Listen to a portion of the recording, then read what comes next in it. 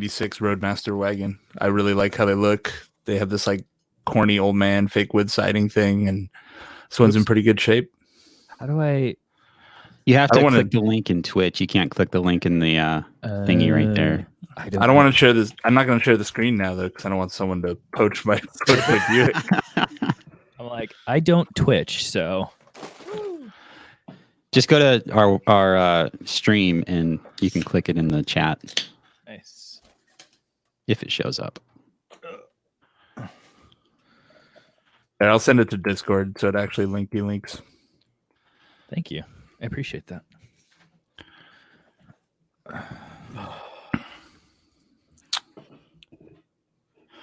Oh, I should probably put my fingers in the thinger. What? I should probably put my beers in the dock.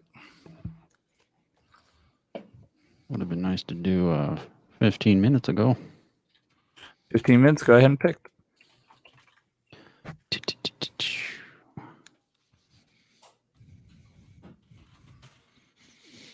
The estate wagon, I like it. Oh, it's an orange? Kind of. It seems like it's like a dealership. Oh, gotcha. Where it's like he has an office or some shit and the car's somewhere else. I'm going to like Mission Viejo to look at it. E3 Autos LLC. Were you here for my story about the Buick, Greg? No. Because Jason mentioned, he goes, I might buy a Buick. And yeah, I heard that. I heard the first part. Yeah, earlier this week, I was like looking on Carvana for a car, and I'm like, what if I bought a Buick Regal? And it's just so weird that Jason's going to buy a Buick. I'll buy him. Honey, I bought a Buick. You can get I think it's a 2018 Buick Regal with like, I don't know, 25,000 miles on it for $15,000. And it's not loaded, but it's really nice. You know, some old person probably owned it, and it's in decent shape. Could we get a bulk discount on 4 Brewers branding on all of them? We all get Buicks? Yeah, Four everybody Buick. gets a Welcome to 4 Buicks.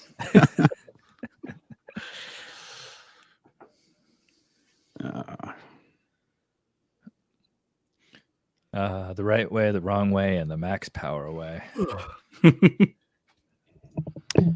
Okay, is everyone recording? No. Nope. Give us a countdown. Everyone get ready. Ready? You ready, Jason? Oh, yeah. Okay, push record. All right. I'm recording. And then we'll do 3, 2, 1, clap. 3, 2, 1. Clap. Oh, was I didn't supposed to clap? Yes. I forgot that we have our own thing. 3, 2, 1. Okay, that's good enough. Mine was a little preemptive. It's all right.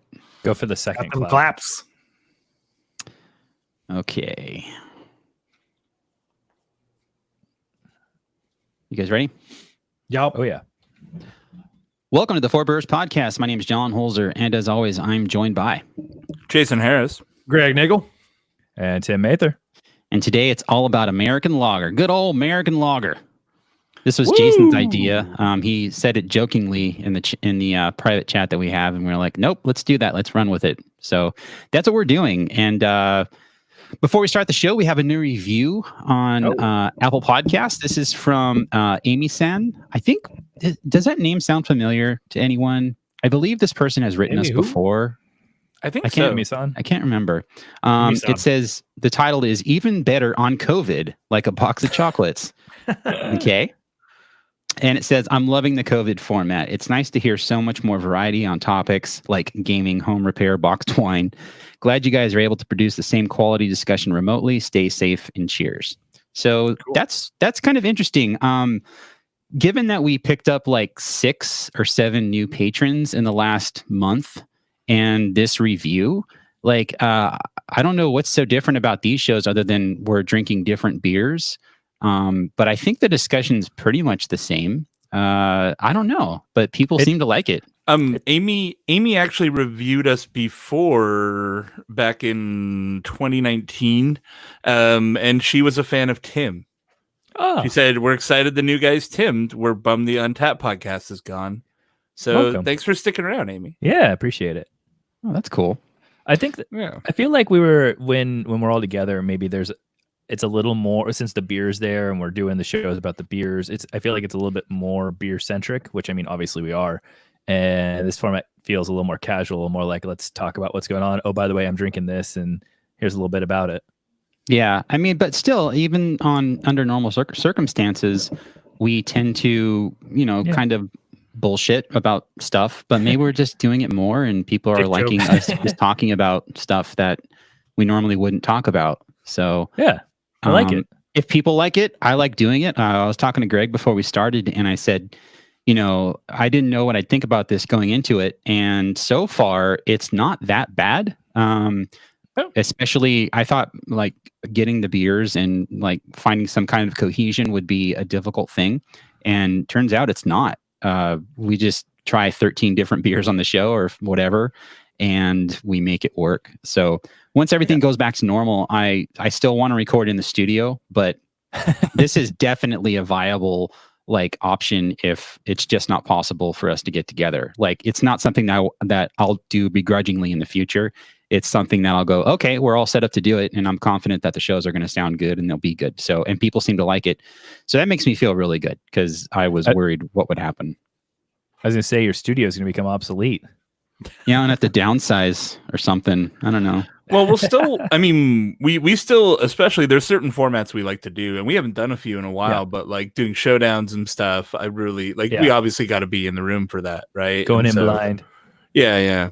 Yeah, that's why I say recording in the studio is the primary way that I think we should do the show. And but for people like Greg and Tim who are far away, and maybe Greg has to work or he's on call and he can't be far away from his home, but he can still like have a couple of beers. We can just do it remotely, and it's still. I'm like I said, I'm confident that the quality is going to be there as far as like audio quality and content quality. So. I know this is not great show content, but I wonder how it would work if like someone is like, yeah, I can't get away from the house that day, but they just dialed in and they're just like, I'm gonna throw in some shit. I'm not even trying the beer, but actually, now that you bring that up, I think that's also a viable way to do it. Because again, in the past, my concern would have been you don't sound as good as we sound in my studio, and now I've been forced to make people that don't sound as good as they sound in my studio sound good in their own home. You know what I mean? Mm-hmm. So it's something that I can easily maneuver around and make work. And it might sound a little unnatural, but it's nothing that would be like you calling in on a pair of AirPods, to be on the show. Hey guys, how's it going? Yeah, exactly. So that's a good point, Jason. We could totally make that work, and I'm definitely not opposed to that in the future. So, that being said, like I said, today we're drinking American lager. We've got a whole bunch of American lager. And before we start, I'm going to say it's kind of difficult to find craft lager out there. Like it's there, and lager. I didn't have a problem. Yeah, Jason found 12. I got 12. And but for me personally, I went to the store and I was like, okay. I bought Coors Banquet at first. Like I was at Sprouts. That's what they had. I looked for other like lager offerings and they didn't really have much. And so then I went to La Bodega, and again, they have a lot of lager there, but it's a lot of macro, and that's pretty much it. So I was able to find 3. I'm sure there were more, but I mean, I didn't look that hard and I had to get back here in time to do the show. But it's definitely more difficult to find craft lager than it is ale. I mean, obviously, because ale is the more popular style of beer as far as fermentation goes. So that's my 2 cents on lagers. So that being said, I'm starting off with a classic. I am drinking Hams. Oh, nice. So I believe Miller Brewing Company owns this now. It still says it's made by Hams Brewing Company out of Milwaukee, Wisconsin. But if you go on Untapped, it says Miller Brewing Company. Jason's a fan. It's a Miller product. I got a Hams sign right here. It's a good beer. It's a nice, refreshing, crisp lager. I mean, I figured everyone would expect me to bring a macro, so I didn't. I figured everyone would too, so I did. See, I thought that Hams. There was this huge misconception. I don't know if it's true or not that Hams and Pabst are the identical beer with the same exact recipe, and all they do is like change the canning line for one or the other because Miller makes both. They've said that about every domestic beer. That's like the same people that are like, Natural Light's the bottom of the tank when they're making Bud Light. And if you actually know how beer's made, it doesn't make sense. A fun thing we could maybe do, even on a remote type setup like this, is let's buy those beers and like do a little quick mini episode for Patreon or something and compare them side by side. Yeah, it would take 5-10 minutes, and we'll see if it's true. What tends to happen with a lot of these is Pabst has bought up all of these regional legacy brands, but Pabst doesn't own a brewery. So Pabst contract brews with Miller, but most of these retro brands that you see are probably owned by Pabst. That is no longer true, though. Yeah, correct. Now they bought Irwindale. Yeah, they were forced to. Yeah, they did their option there. Yeah, they've been kind of fighting with each other. Where Coors has been like, "Hey, we're tired of brewing beer for you," and they eventually worked something out where they're going to take over the brewery outside of LA for Pabst stuff. But I think there's a lot of drama there. Yeah, they. It does look like Hamm's is a Miller brand, though. It is currently. Yeah, it is. But Hamm's is a style, or is a brand that a lot of, at least local to us, craft brewery employees tend to gravitate towards, just because it's. Totally. Bottle Logic Clan, I think, is all Hamm's. Who else does? I can't think of any else, but then it feels like Hamm's is like where PBR was 5 or 10 years ago, where it's kind of the retro, kind of ironically fun, where PBR got too far into that and it became like every hipster drank PBR. I think it's still like a cool off the beaten path beer that's, a solid macro lager. PBR has You're drinking it. PBR has that cheap beer look. Like the thing I think about when I think of PBR is Stater Brothers, because of the blue ribbon thing, and like that Stater Brothers is like a cheap supermarket, like as far as being associated with a brand like Pabst would be considered cheap. But that's just what I think of, and I don't know. That's just me. I was gonna get that, Jason. You got there, Jason. They were out when I ordered it. So I debated. I wanted to go with like one of the quintessential American craft lagers that's been around for a long time, and I was gonna go with Boston Lager, but I think last minute I swerved and I went for Brooklyn Lager. Nice, mainly because I've had way less opportunities to drink this than Sam Adams, so I figured make the best of it. Boston Lager did not even pop into my head. As an option. I didn't even think about that. Yeah, I was kind of thinking like, okay, what are the American lagers that put craft breweries on the map? And I was like, these ones are good. Boston Lager I thought would have been fun, but Brooklyn felt like there's more to say about it. So it is both brown and crystal clear. Look at that. Yeah, that beer tends to be a bit on the dark side for a lager. They market it as an amber lager, hoppy. Oh yeah, that's lager. Right. So yeah, that's true. Yeah. Does it list any malts on there? I'm just curious. Good question. Let's see. Maybe Vienna or Munich. Not on the can. It's just got like weird little weird background like dudes and cars and all this other shenanigans. There's no real info. I've been to the brewery. It's pretty sweet setup. Yeah. Did Garrett Oliver have a pocket piece of cheese when you were there? No, he was working his ass. He was actually like underneath a tank, like welding or something. Like he's legit. Oh, that's awesome, man. Like my first trip to New York, we went out to the Brooklyn Brewery, and it was a pretty sweet space. Like it was cool. That was like the first time, and this was early on in beer. I hadn't really gone to a ton of breweries in my life, and so it was like the first time I saw a place that was very like casual space, family style. I almost want to say, just like a big brick room with a bunch of picnic tables, and you just like came and hung out. It was like the first time I'd been to a place that was just everybody come and have some beer and just like do whatever you want. Yep. They don't have like a legit tasting room anymore. Now it's just like tours, and then they sort of like you go in and they'll like you have a 2-hour tasting and then you're out, and then that's it. I think they do 2 of them a day. They don't have like an exact tasting room where you can just go get growler fills and stuff. It's just cans to go, and that's about it. You get pitchers, which is cool. I feel like this beer does fall a little bit on the coppery side. It's got it's the malt, instead of coming through fully sweet, you do get a little bit of that metallic character, which I think This just kind of comes with a lot of the maltier, like amber beers of the time. Is it old? Like, is there a date on it? Maybe because I don't usually get that from that beer.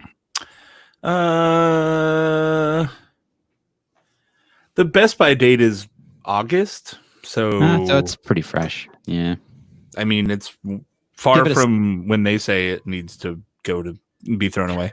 Yeah, I give it like a 6-month window, so it's pretty fresh. Nice. It's pretty good. It's got a little metallic taste. Sorry. I totally forgot about the American lager thing, and I just got lagers.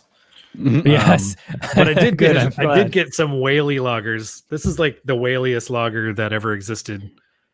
This is the Integrin Brewing Company and Bierstadt collab with the most gorgeous label I think I've ever seen. It's like a reflective gold label with like, oh man, it's so rad.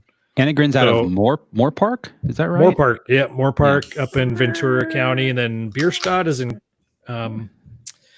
in Colorado and Denver. That's the slow pour pills, and I actually do have a Bierstadt glass. And Tim's also got a beer from Integrin. What do you got, Tim? I do. So I definitely took some liberty with the idea of American lager. Just went with lager brewed in America. So this is their Edelpils.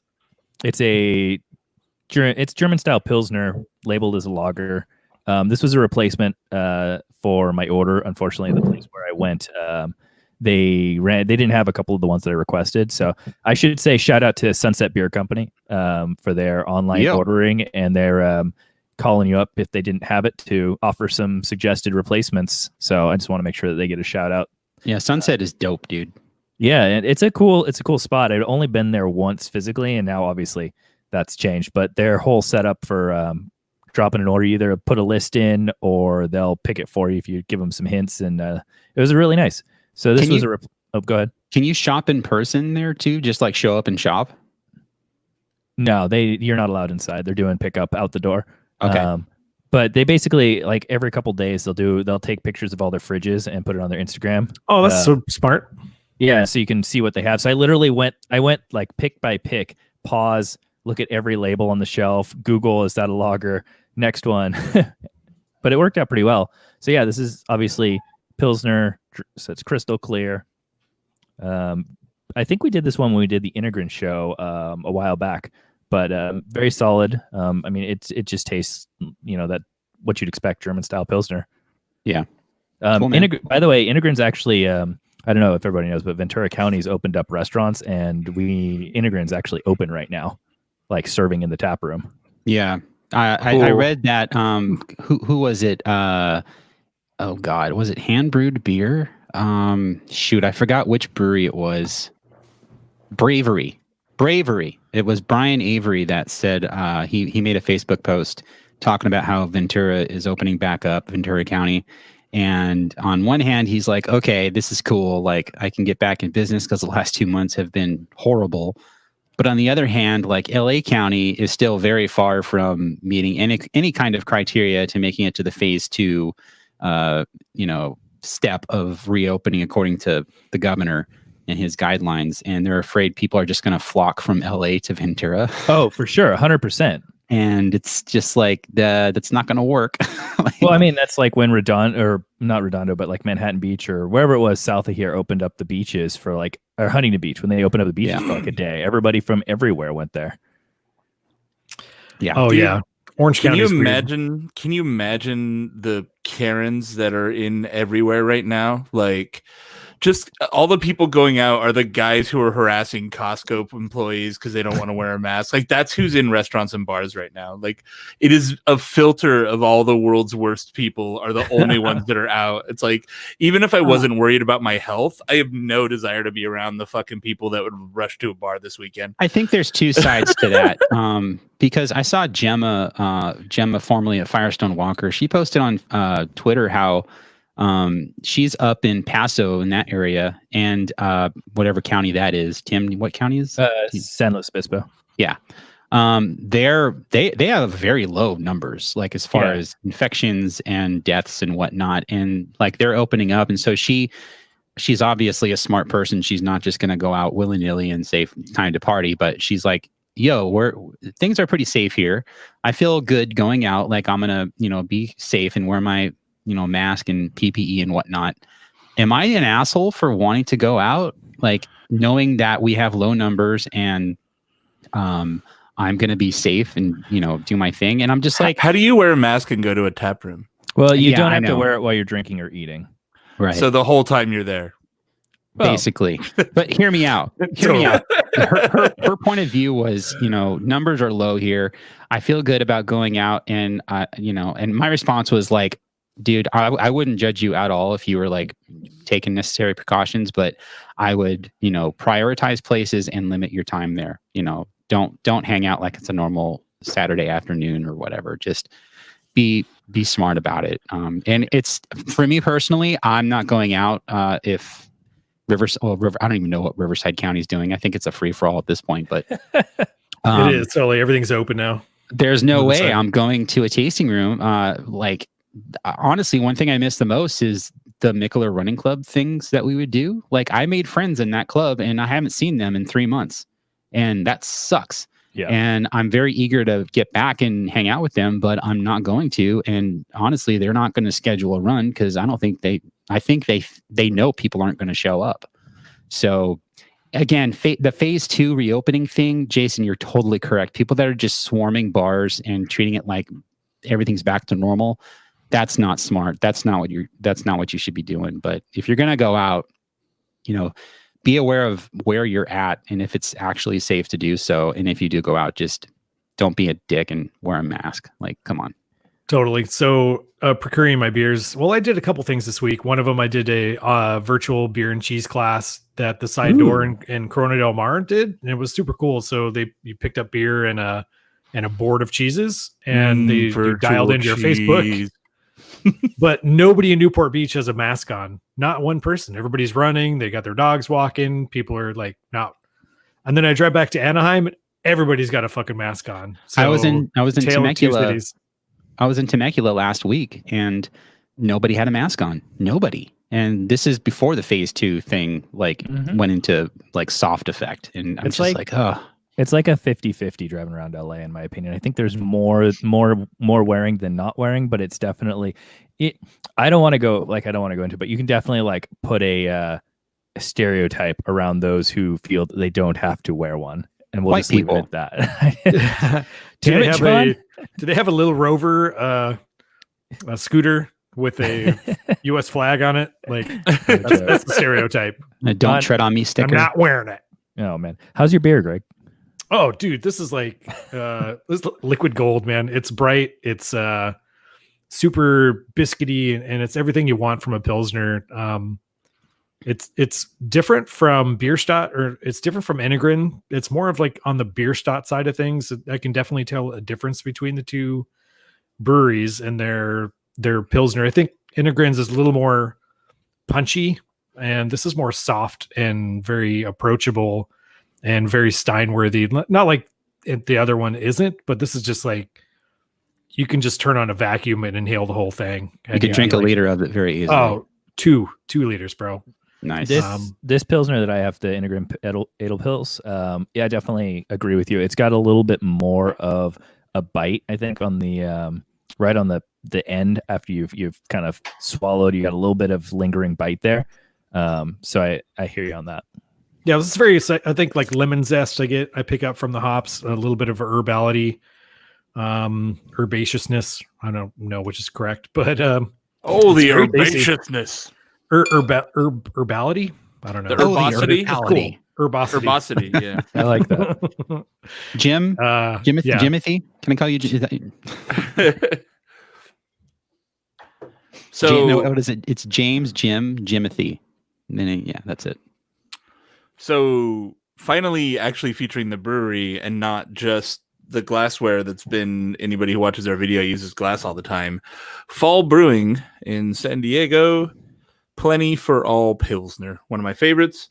I call it Pliny for Dogs. Only literally just because the first time I had it, we were at a loud bar. My friend said, "Can I get plenty for all?" And I said, "Did you say plenty for dogs?" And that was it. I just misheard them. But then the idea of there being a Pliny the Elder for dogs just really tickles me. So every time I'm like, Pliny for dogs, it's the dumbest joke. Dumbest had to be their joke. And it wasn't even funny then, but it still makes me laugh. So how's the beer, Jason? That's what let's see. No. Let's see. It is got a little bit of like kind of chill haze to it. A little bit of cloudiness. Okay. Let's see. Smells like noble hops.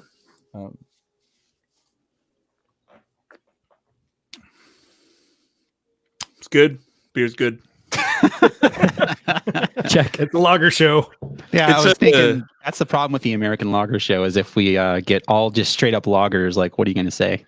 Well, yeah, so this is a Pilsner, and it is more in line with like your European Pilsner. It's got that noble hop character that's front and center. The Pilsner malt isn't super huge. It doesn't really have any of that like biscuity stuff you're going to get. I would say it's more in line with like a Czech Pils, but really solidly done, super refreshing, just like crushable. Nice. Which I feel like all these shows or all these beers are going to be. But yeah, I mean, let's see, what do we get? I got a 4.8, 4.5, 4.8. Yeah, it's all the highest I have is like a 5.3, I think. Woohoo! I thought of getting a bigger lager, like a Baltic Porter or something like that, but I couldn't find any. Another style I didn't think about, like Baltic Porter, but you can't really get a lot of Baltic Porter these days. Schwarzbier was a good lager. I mean, I always forget how wide the lager category actually is. Oh, I mean, you have the poster that has like the ale and the lager thing that has all the offshoots. Like it's almost equal. I think there's more ales than lagers, though. Oh, definitely. Like, I mean, as far as like New World beer goes, yeah. Mm-hmm. Maybe if you break it down on a historical like basis, maybe they're even because like back in the day, lagers were probably more popular than ales. For sure. Yeah. Well, my next beer, I have, this is a new one that I picked up that I didn't even know was a lager until I saw it. This is Velvet Glow from Russian River. Oh, rad. I honestly thought that was it. I've had that and I didn't know it was a lager. It's a lager. This is actually, Happy Hops, the whole story behind that, where it's a brewery from the area that they got the recipe for and the branding, and they decided to, it's not the original recipe, but it's a beer they brewed in tribute to that beer name, Happy Hops. This is the second beer from that same brewery. Give me a second. Cool. It's from the Grace Brothers Brewing in Santa Rosa. So this is the second beer from them. This is 4.75% alcohol, and this is just, I think it's a Helles. Let me look. Grace family wants some. Second Grace brand, Happy Hops, Helles style lager with a crisp malt character and dry, refreshing finish. Now, did you get that shipped to you, or did you buy that? That was at La Bodega. La Bodega. And La Bodega, now that we're talking about La Bodega, I mean, they are doing this whole thing so well. I'm not going to dwell on this, but there's a dude at the door counting people that are walking in, and if they reach a certain limit, people can't come in, and you have to have a mask on. And I saw him turn someone away that didn't have a mask on. Like, he was like, "You just can't come in here unless you have a mask." Like, wow, it's all over the door. Like, and did the person leave willingly? Yeah, they were like, "Oh, okay." Well, that's nice. They left. That's a good change. So, dude, just go to your car, take a T-shirt or something, and just wrap it around your head and get your stuff. It's that easy. It's not difficult to wear a mask. So, dude, I'm digging the hanky, man. Like, I have a Firestone Walker handkerchief that I got. Yeah, and it looks good. Super comfortable. Our superintendent's brought out some neck gaiters, and my boss calls. He's like, "Hey, I got a neck gaiter for you. I'm coming to your job." Because we have GPS on our vans. I'm like, okay. And it's totally branded with my company's branding on it. I saw that. That's dope. It looks good. Like, I mean, it matches the colors of our uniforms and everything. And I'm like, fuck it, I'm going to wear it. Like, that's cool, man. So I'm wearing it. when I go out I ended up getting some masks from a local denim company. So they converted and started making them. But before that, I had bandanas.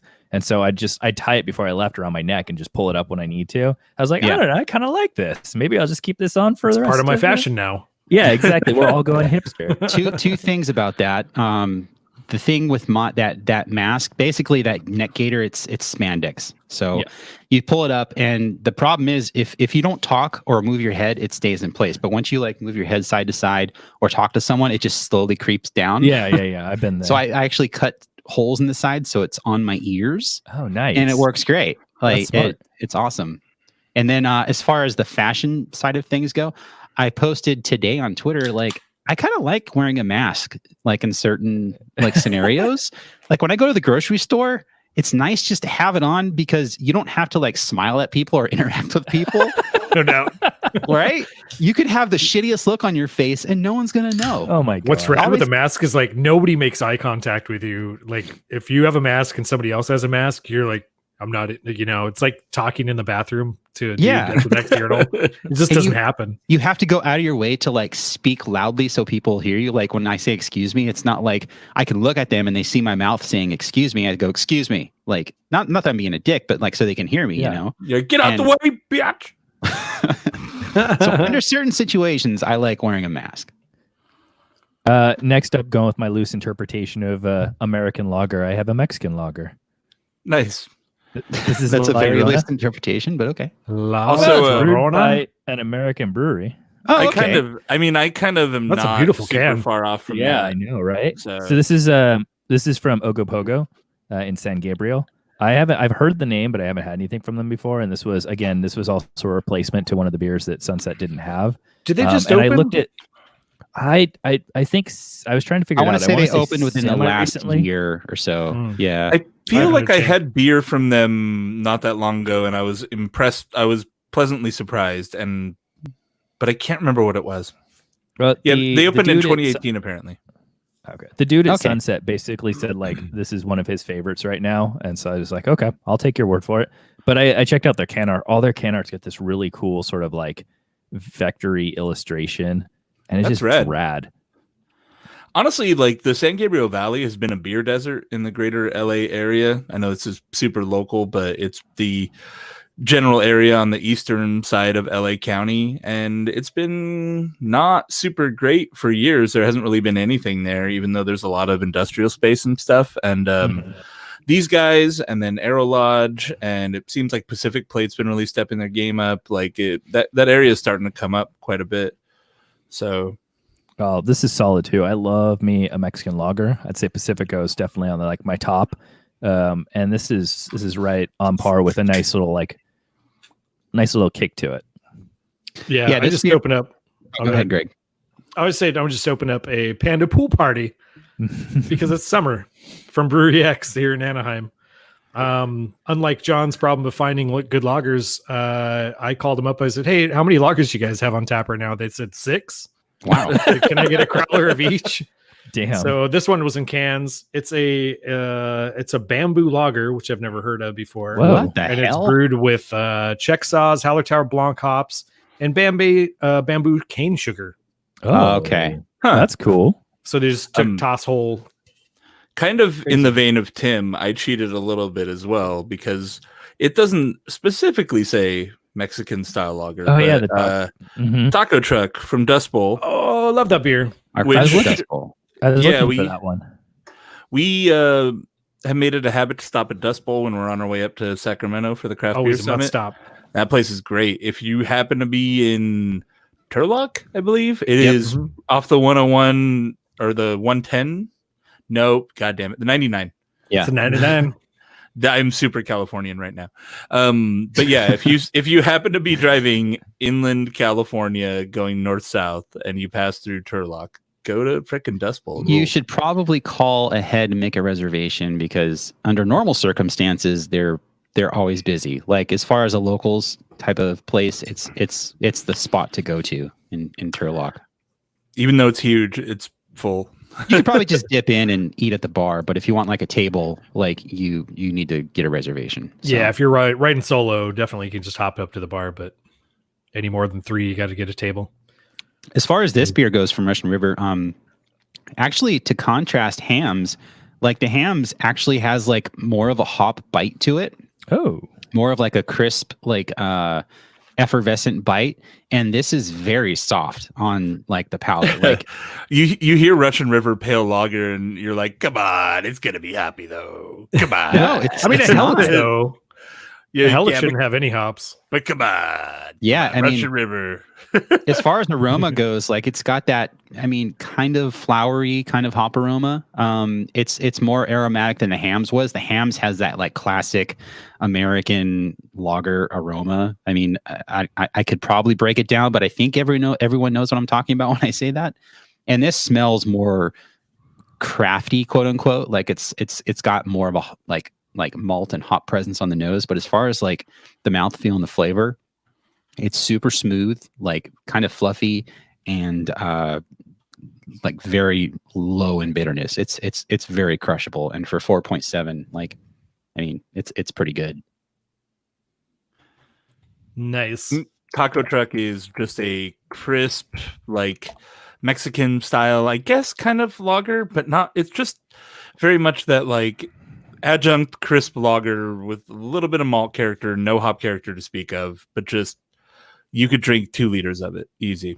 I mean, it's Super what good. it's supposed to be, right? It's called Taco Truck. It's a beer you're going to pair with like some food and just to kind of complement things. Some tacos. It is very much reminiscent of drinking like a Modelo or something like that, like or Pacifico, like those Mexican lagers. But yeah, I feel the same for this La Llorona. Basically, exactly what you just described. We could just down it with some tacos, super easy. Now, this beer is sort of interesting. It's very light and crushable, of course, with the pool party insinuation, but there's some definite like complexity on the nose and some of like the aftertaste. It leans more like sort of like the earthy side of coconut, like very slight coconut, just a hint of it. I don't know if that's the name of my second EP was the earthy side of coconut. By no means is this like a coconutty beer, but like there's just a subtle note that I sort of picked out on it. But very easy drinking. Super glad I picked it up. Yeah, Burry X. Where do you think the coconut came from? Like, I think from the sugar cane. I think when you put that sugar in there, it's super earthy. It's got a little bit of character to it.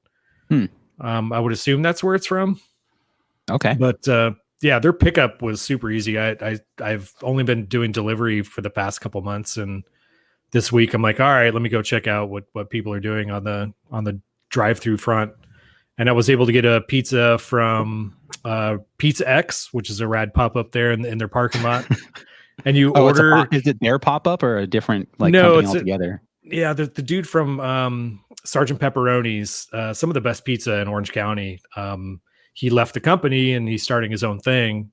And now he's just doing that pop up from Thursday to Sunday in their parking lot. And you can get, it's so incredibly you can get Pizza X at Burry X. Yep. How is Burry X overall? Oh, it's so good. They've only been around a couple years, I think, right? Yeah, but they hired, it's sort of like a NASA team of brewers. They've got John that was from Monkish and Noble doing like hazy IPAs. They picked up the dude from Carl Strauss to work on their lagers, and Trevor Walls from Pizza Port, on the West Coast IPA front. Damn, that's an all-star team. Yeah, absolutely. And the beers show it. Like, and they opened with like a incredible. Huge facility too, right? Yeah, like it is ginormous. They came out the gate with some backing for sure. Guns a-blazing. For sure. That place is party central for the first 3 months they were open, but not anymore. It's good to see that they're still busy with cars lined up. You can order online, pay ahead. You tell them your car make and model. You pull up, they just drop it in your car in the trunk, and you're out the door. That's simple. So dope. I really hope this like becomes a thing that just happens at drive-through. Oh man. Oh, it's so nice. But did you heard about the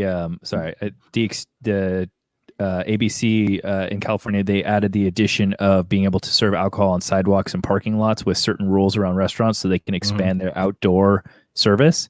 Yeah, I mean that's as kind long of as you cool. have food. Yeah, if you have food and you have a parking lot, you could set up some tables and have like Oktoberfest well, at least until they lift the orders, but still. It's almost like drinking beer in public isn't a public like danger. Like it's when you're in a space where it's allowed and like kids can actually watch you drink beer. What? Like, oh no. It's not so what's archaic. Taboo. So I'm thinking archaic laws that are it's exactly, that's better. It's very taboo to drink in public. Like, come on, give me a break. Man, I would say like the best scenario of like drinking in public that I had was in Iceland because of their liquor laws. Obviously, like majority of the beer that's sold in stores has to be under 3 point something. So they're all like super low ABV, but you could just pick it up at a gas station and drink it. Like you can go to Japan and buy beer in a vending machine, man. On the street. Like it's so not taboo. Yeah, but it was cool because it's like we got hot dogs, which they're known for their gas station hot dogs being like bomb.com. So we got hot dogs and like a 3.2% beer and just hung out. I remember actually when we did the Iceland beer show that I was like looking up. Somehow I ended up going down a rabbit hole and looking up ordering Iceland hot dogs. Oh and my God. You can, but so bomb, dude. Shipping's expensive. Yeah. Oh yeah. I have a friend who flew there just for the hot dogs, and then he was there like for maybe a day and then flew back. I mean, a lot of people do the like 24 to 48 hour layover that Iceland Air offers when you're heading to Europe. They have like a specific thing where you can literally factor into your flight it's up to like 7-day layover or something like that. It's pretty sick. How much is a flight to Iceland? Not much. That's the trick, right? So the airline offers you a really cheap flight if you stop in Iceland because they know you're going to go to like, everyone wants to go to France or, England or wherever. So they're like, hey, you can stop in Iceland for a few days and get your flight super cheap. And then Iceland gets tourism. Yeah, I mean, a direct flight in, I don't remember exactly. It wasn't like hellish or anything, but it wasn't like a $39 trip to Vegas. Right. And nowadays, flights are so cheap as it is, you might even get a better deal if you're willing to fly on an empty plane. So I feel like if I flew to Iceland right now, I wouldn't get back in the country. I'm going for next up here. Oh, I love Little Beast. So now we're actually going with a lager. That's just a big old lager in America. I got Little Beast Brewing's lager. Where's Little Beast from? Portland. They're actually in Beaverton, I think. Beaverton? But they're in Oregon. Let's just go with that. Yeah, but they have a tasting in Portland that is dope. It's one of my favorite spots in the city. But yeah, the actual brewery is, I think, a little bit out of town. I saw this label standing out in Sunset's Instagram shots, and so I was like, oh, you got that local? I don't know that I've had anything. I actually got that Sunset from Tavor like 2 weeks ago, and I drank it. It's again nice, crystal clear. I feel like I'm just keeping in the same color range here. It's a lager, man. They had like 3 or 4 different Little Beast beers at Sunset. Yeah, their wild stuff's really good too. Like their farmhouse beers are dead on good. Never heard of them. That's cool. They're super good. I think when I was looking up places to go last time we were in Portland, I saw them come up. I didn't make it there, but the name seemed familiar. Yeah, it's really cool. They're actually right by a bunch of cool stuff. They're like around the corner from Bearlick, which John and I have both talked about on the show quite a bit. We like them a lot. So their tasting room, it's like a converted house. Also, you like walk up the stoop awesome. And you go into what would be like the kitchen, and there's a bar, and you sit out at the bar. It's a really cool spot. Greg, what'd you open, man? I just opened up a Brewery X Munich Dunkel called Sprocket Beer. And it's Sprocket Beer? Ein Sprocket Beer. Dude, Jason has the best German accent for sure. Go for it, Jason. Take it. We are bringing you the Sprocket Beers. Oh yeah, the Sprockets. So good. Oh yeah. So yeah, Munich Dunkel. It's sort of like a good. Classic historic beer style from Bavaria, and it's apparently their water profile there in Munich is very soft. Hence the Helles, which is very low hops, and also the Munich Dunkel, sort of like just a dark lager. Pretty much their original lager, though. because of how they malted directly with their grains back in the day. So they would pick up a little more color out of them until they learned how to do indirect kilning in England. And then they brought back and did all that stuff. And the light beer was born. But yeah, so Munich malt, very simple, very straightforward, very biscuity, very marmalade-y on the nose. It's pretty much like toasted biscuits and a little bit of orange rangy. Hey, marmalade. Before I move on to my next beer, I was drinking the Velvet Glow from Russian River, and yesterday, was it yesterday? I think it was yesterday. Yeah, available 5/26. No, that's actually next week. I think it went on sale yesterday. They did Pliny for President, which is apparently something they've done in the past, according to their website. Well, first of all, Pliny for President is Pliny the Elder, but it's double dry hopped with, according to the Russian River, 1 or 2 new hop varieties. And they say on the website it's Pliny's 4th time running for president in the past 16 years. With the keg party. There you go. Damn it. So I didn't know that this was a thing they did, probably because I'm not local to their area, and it's something that you would never see in SoCal. Like Pliny the Elder itself is hard enough to find as it is. So since everything's going online and every brewery is selling everything they can online, you were able to buy this for about 3 minutes on Friday, I think. And that's it. I stumbled upon it because I was on Instagram at work on a break, and I was like, this is Pliny in cans. Like, I have yet to buy beer from Russian River online, but I was like, I'm going to buy this, and it was available. So you could buy a 16 pack for $110. Ooh. And they also sold a case of, I think, 24 pack for $150 or 40 or 60, something in that range. Damn. So, I will be getting this next week. I'm looking forward to it. John didn't share all this context with us. He just sent an Instagram screenshot, and he's like, dude, double dry hop Pliny.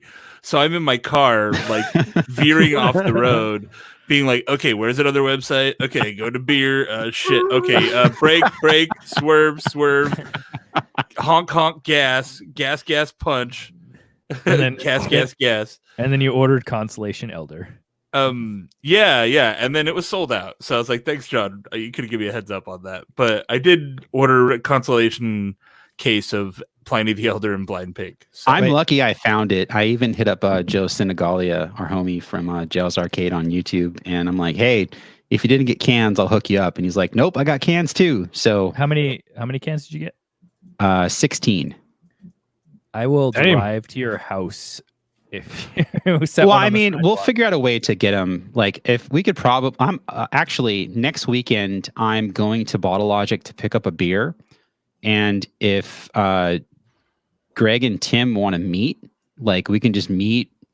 I could give you the beers, and then we'll go from there. And then I could stop by Jason's house and drop off a beer at his house, and then we'll all have beer for. Ooh, also, make note that Windsor Homebrew Supply, right there across the street from Bottle Logic, has a bottle shop now. Wait, across from Bottle Logic? Yeah, they just opened up their second location. Across from Bottle Logic? Yep. Really? Oh, sweet. Pretty much. I didn't know that's where it was. That's awesome. And they're going to open up a tasting room as well once everything opens up. That's rad. They are approved. Man, this beer's so good. I'm so stoked on this lager show, you guys. Honestly, man, like everything I love. The Integrin stuff, I'm super jealous of. Like, I've had 1 or 2 of their beers, and they were just like, "Oh my god, these are great." Well, we earlier when we found out that they were open, we had a small discussion of, okay, so how comfortable do we really feel? Like, leading back to the beginning of this conversation, John, we're like, it's not far. We could go maybe during the middle of the week when nobody's there. To Bottle Logic? No, to Integrin. Oh, I see. Okay. Yeah, I guess they have online ordering too. Geographically, I don't think of your part of town as close to anything, but as like, oh, actually, you're on the coast already, so you just got to kind of jet north a little bit, huh? Oh yeah, we go up that way. Well, used to go up that way regularly anyway. So, well, you got those Central Coast routes, so you gotta just head up that way. Yep.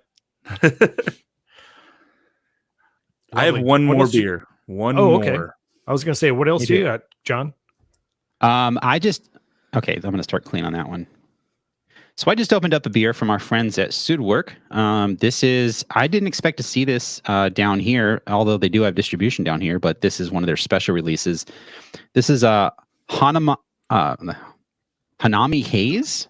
I guess that's how you say Hannah Montana, but Hannah Montana Haze. Oh, that's cool. Hanamani Haze. This is technically a lager because that's all they brew at Suitwork is lagers. And it's a hoppy hazy lager, 6% alcohol by volume, and it's made with Galaxy melon and mosaic hops. Is melon hops a thing? Huel melon, Hull melon. Oh, Huel melon. There you go. Okay, that's amazing. What it is. But yeah, so this is my first time having. Well, they call it hazy. It's not that hazy. I can see your photos through it. The wall on the back. I'm not laughing at them because it's not hazy. I'm admiring them because they're like, we're going to try to make a hazy, but like they're so good at brewing where it's just not going to be hazy. Yeah. Maybe if I swirled the can and their flocculation game is on point. Yeah, that's what I'm saying. It's more of like a comment on how awesome they are as brewers. Dude, Galaxy in a lager? Are you kidding me? So yeah. Oh my god, that sounds amazing. Yeah. Oh wow, this smells pretty fucking awesome. This head will not go away. This head is just like everlasting head. That's $1 million idea, John. What's your first This smells amazing. Like it's got a dank like bite to it on the nose.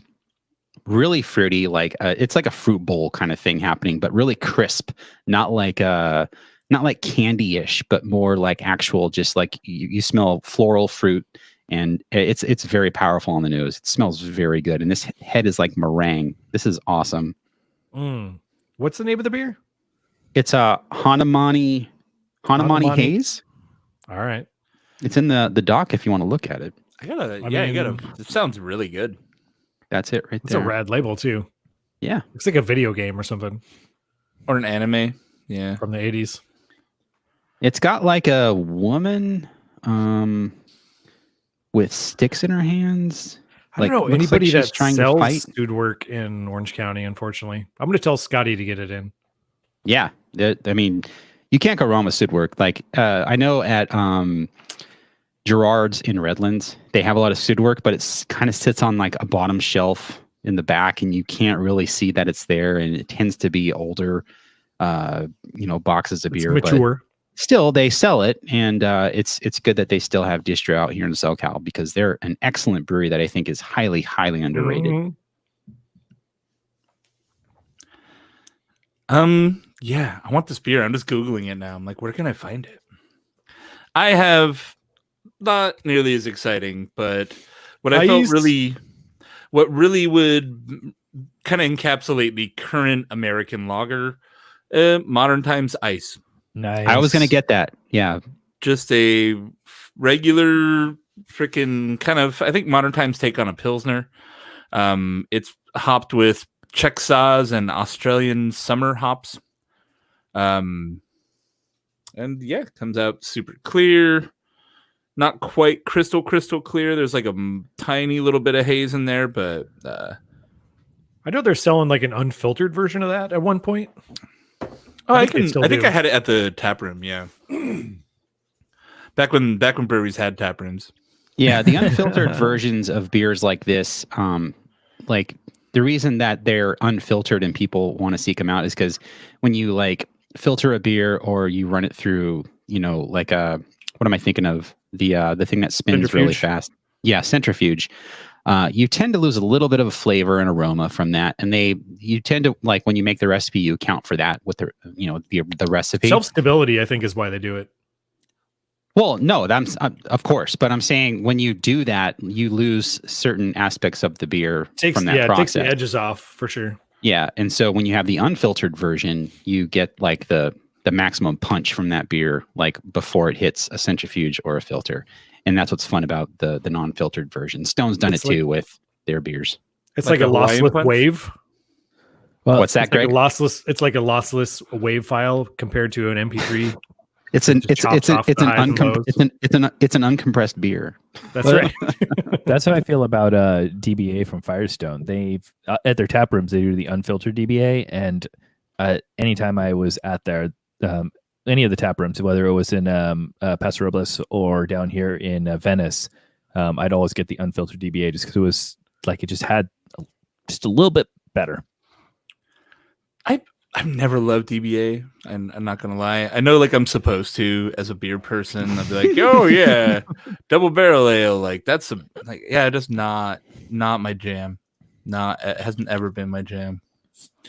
I like almost everything else Firestone does, but going back to my beer, this is on point, dude. Like the bitterness to sweet ratio is perfect. Got a nice bitter punch. Finish is very dry. The flavor follows the nose. Very, very fruity, kind of dankish, like very, very clean. For them calling this, they should just take the hazy part off. It's not hazy at all because this just tastes like a West Coast like IPA or an IPL in this case. Like it's not hazy. It has no hazy characteristics at all, other than like the massive fruit. But it's got so much bitterness that it's not like a hazy style beer. So I'm not saying that it's a bad thing that it has these qualities, but just don't call it a hazy because that's not what it is. So I'm randomly scrolling through Untapped photos of it, and some of them actually do look pretty cloudy. I wonder if like this one sat in a cooler for a while or something, like it chilled out.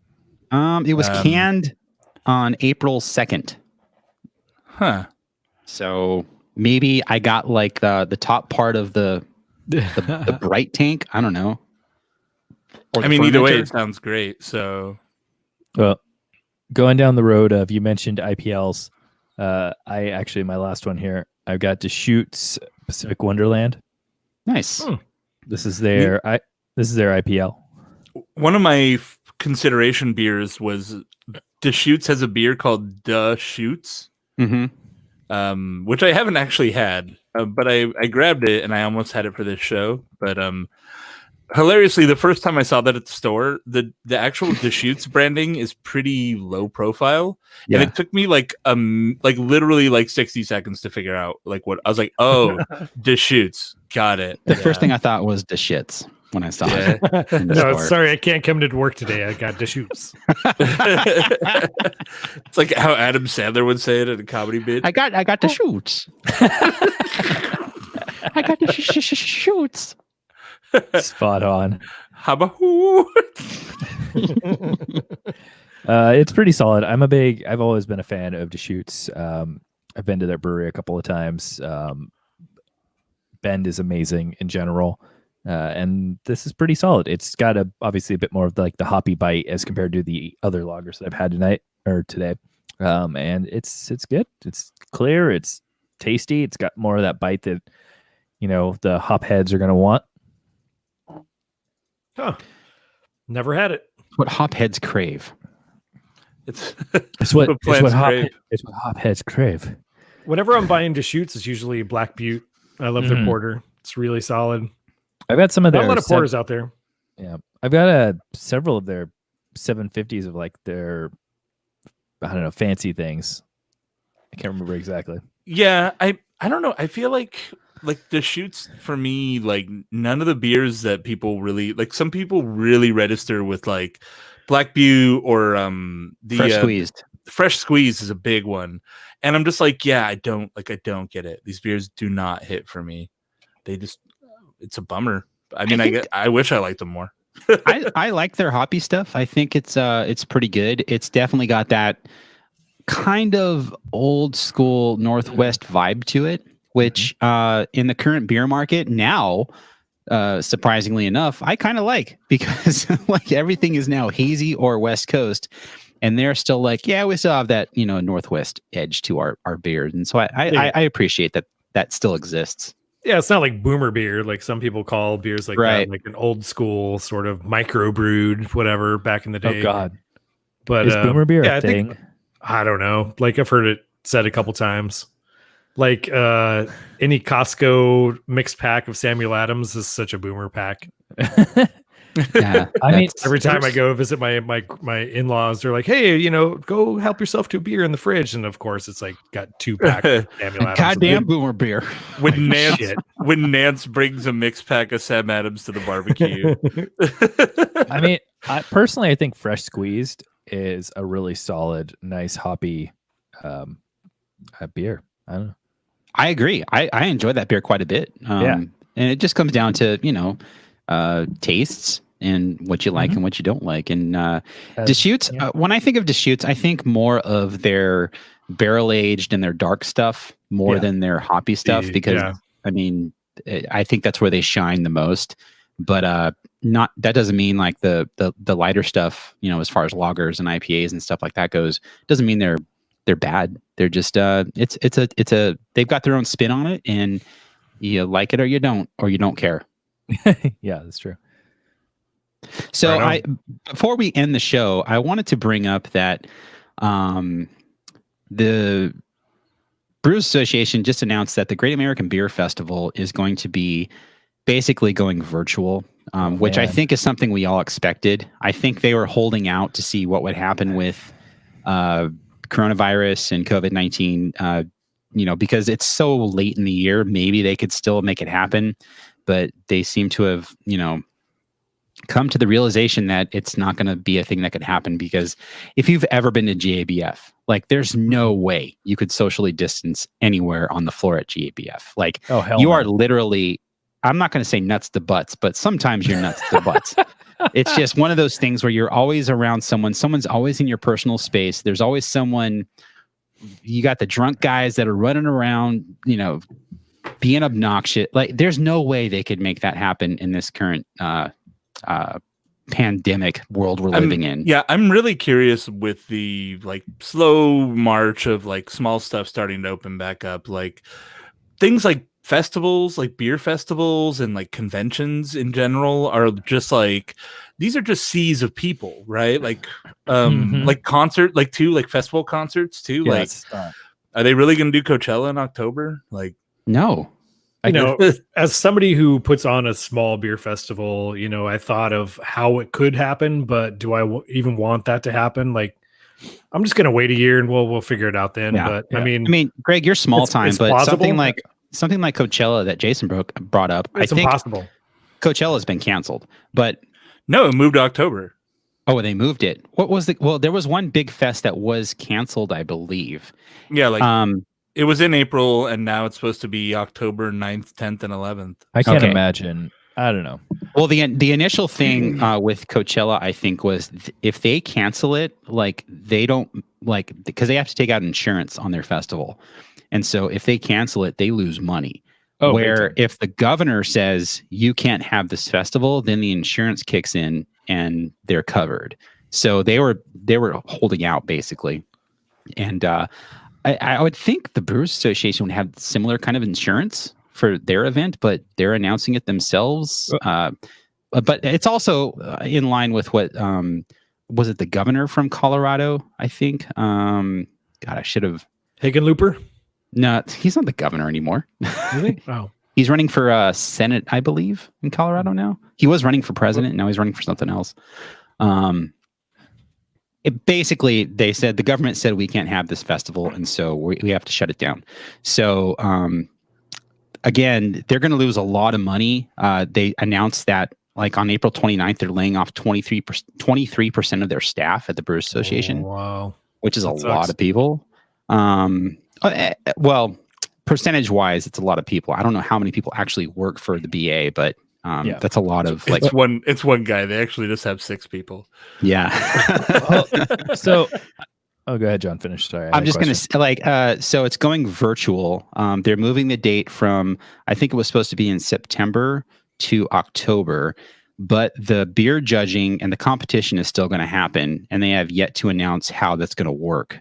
So, 2 things here. It's easy enough. You have a judge in each room and you give them a glass of whatever beer. That's easy enough to do. That's a controlled environment, but sure. But Well, okay, so there's two parts to this thing.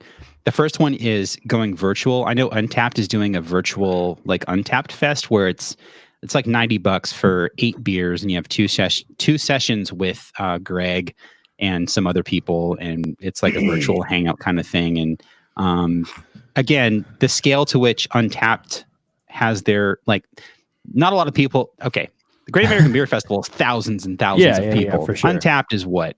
Maybe a couple thousand, 3,000, 5,000. I mean, they're probably going to do like conferences and stuff like that, and they're just not going to try to do some sort of tasting element to it. It's going to be like, hey, here's a keynote speech from this guy. Like, you guys? I want to ask this question.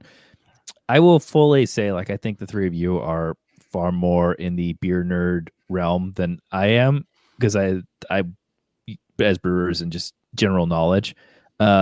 How do you feel about the idea of a virtual festival or a virtual thing? Like, I kind of I thought it was a cool idea in terms of the tie-in of like, oh, you pay, they ship you beer, you can participate. But at the same time, I also think like, I don't really want to sit in front of Zoom for 5 hours. Like a lot of design and development conferences have done these online things. And I think it's cool, but me personally, just the idea of like sitting in front of a stream all day. I mean, if I come and go, maybe, but I don't know.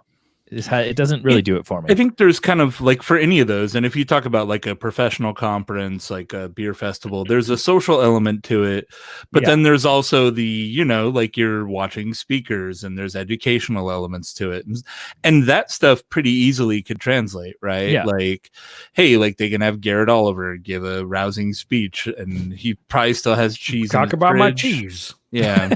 Well, it's like Apple taking WWDC online. Like, for the most part, people that go to WWDC are developers that want to talk to Apple engineers about certain things. Yeah. But then there's the other side of it that's just like classes about new stuff in iOS 14 that's going to happen and whatnot. So a lot of that can get pushed to an online format. But like Jason, like the social aspect of it, where you can just walk up to an Apple engineer and talk to them about a problem you're having or something that they didn't quite flesh out on their presentation on a new API for iOS 14. Like you can't really do that online. You have to. You're the guy who made GarageBand. That's cool. Where'd you get the drums? It's like I can drink it. Go ahead. For something like that, I think it semi works. Like Apple's gonna make it. They're one of the biggest companies in the world. They're going to make it something where it's as accessible as possible.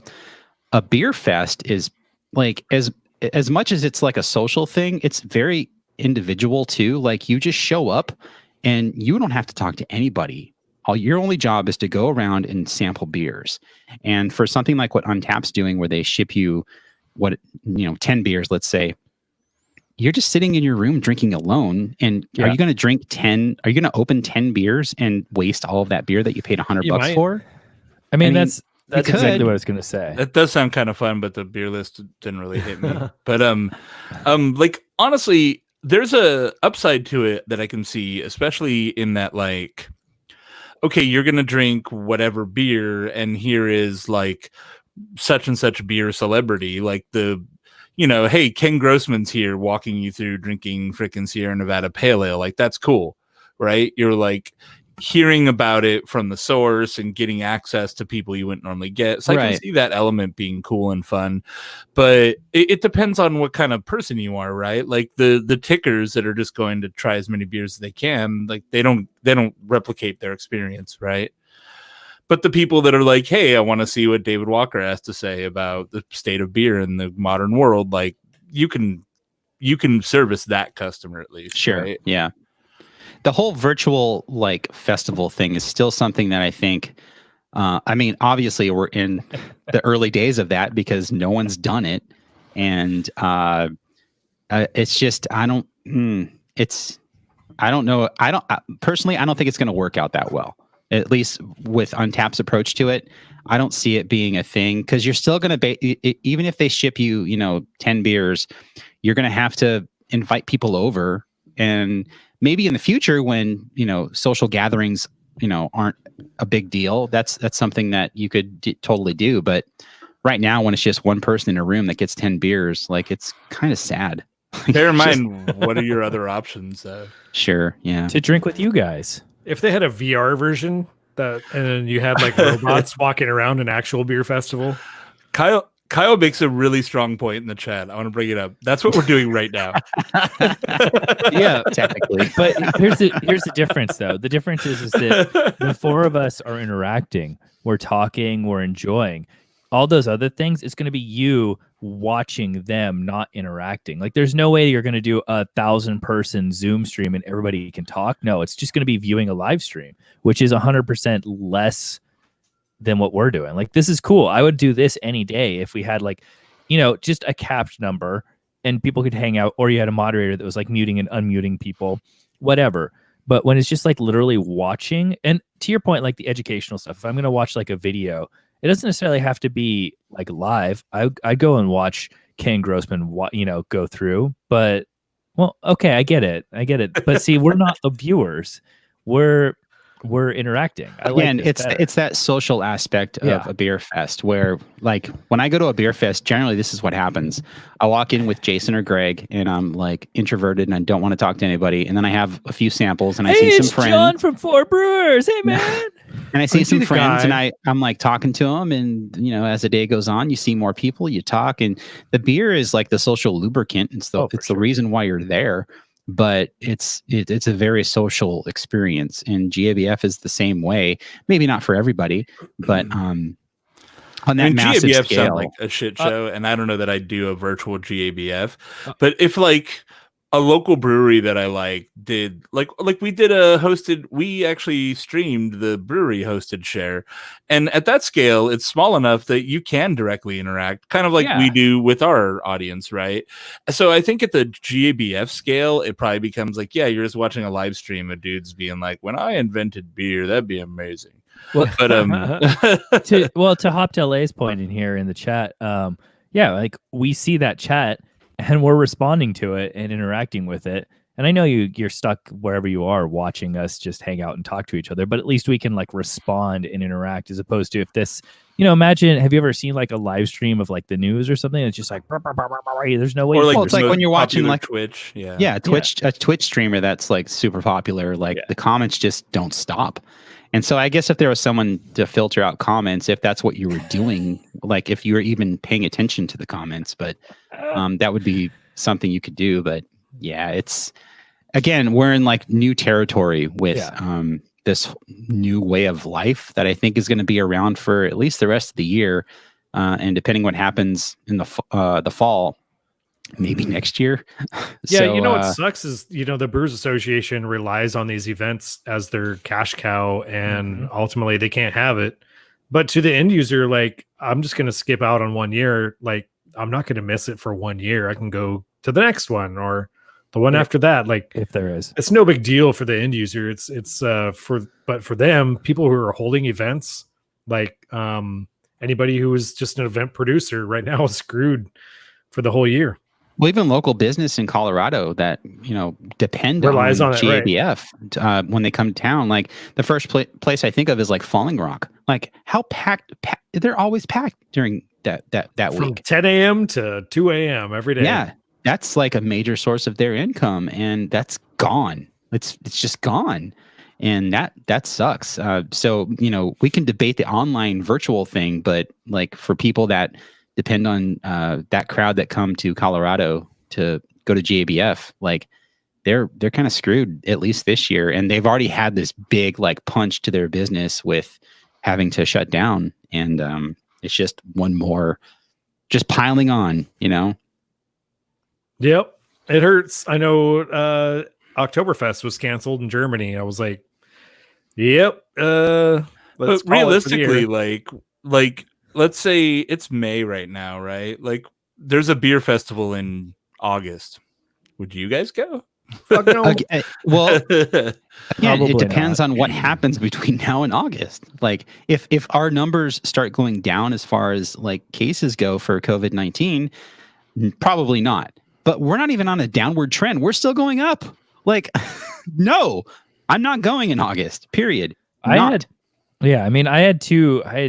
to at least 3 concerts that have been canceled so far that I was planning on going to this year, and I can't, even if they get rescheduled, like I don't know at what point I would feel comfortable going to a concert. I don't know. It's going to be you're going to have to like reacclimate yourself to society, and that's going to be a very interesting and I think in some cases difficult thing for people to do. Agreed. Yep. Yeah, it's going to be weird going back to normal. Even though people that are fighting this whole pandemic, calling it, fake news, and it's just the flu, bro. It's the libs blowing it out of proportion, whatever. Most people in America agree that like this is a real thing, and we should be protecting ourselves and staying at home and like using PPE. And that's not going to change, I think, until we see significant like decline in numbers. So we're cutting off Tim here. I had a prop malfunction. What did your sign fall over? Your little... I was like, show. My wall is so blank and boring. I should get my poster off the wall and set it down here with me. And of course, it fell over at the very end. Wah, wah, wah. So I don't know. I don't know how you guys feel, but I liked last time we kind of did a roundup of what we brought. Just kind of pick out like what you thought stood out. So do you guys, are you good with that? Yeah, let's do it. Absolutely, for sure. Go for it, Tim. I'm going to be a little artsy fartsy bias and say that La Llorona is going to be my my top pick. A, I love Mexican lagers. They're always solid. And B, this artwork is just so beautiful. Cool. It's just it's like it's fairly minimalistic, but it just looks so rad, and I'm totally here for it. Same. It's like a woman in a river kind of thing. Yeah, so La Llorona, it's a Mexican folklore about it's the weeping woman. It's basically a lore about a spirit of a woman who comes around stealing children because her husband loved their children more than her. There's a whole really dark story behind it, but so that's where the folklore from the. Wasn't there a podcast? Was it 99 PI that did a show about that thing, Jason? I'm not sure about La Llorona. Yeah. I mean, La Llorona is a pretty famous thing. Oh, God. Or maybe it was in Mexico. Reply All. I don't know. I'm familiar with the story. It's a movie that came out last year. The Curse of La Llorona. I don't even remember that. But yeah, I would say it wasn't very well received. Yeah, it's horrible. I would say that this 41%. This definitely has turned me on to want to seek out more of the Ogopogo and see what else they're doing, because it seems like the consensus is that they're doing good things. So I'm down to check it out. Jason, go for it. All right. So I had 4 beers. Definitely, I would say the one of the pack I would not buy again is Brooklyn. Really, it just doesn't really hit for me. It's very mild, and then it has a bit of a malty character. But like I said, it ends up being a little bit sharp, and not in a great way. It's like trying to stand out, but it feels like kind of in a way that you would do ages ago that comes off kind of amateurish in the modern beer world. Wow. Which is, I mean, you can't change the recipe, right? Like millions of people have loved this beer for 20 years. Well, but I feel like you wouldn't, I mean, but you don't, right? With beers like these flagships, but I feel like it suffers from being dated, right? And I think brewers doing beer now are able to do more creative things because there's more options. Honestly, of this bunch, and it was pretty old too. The Modern Times beer was from November, I think. Yeah.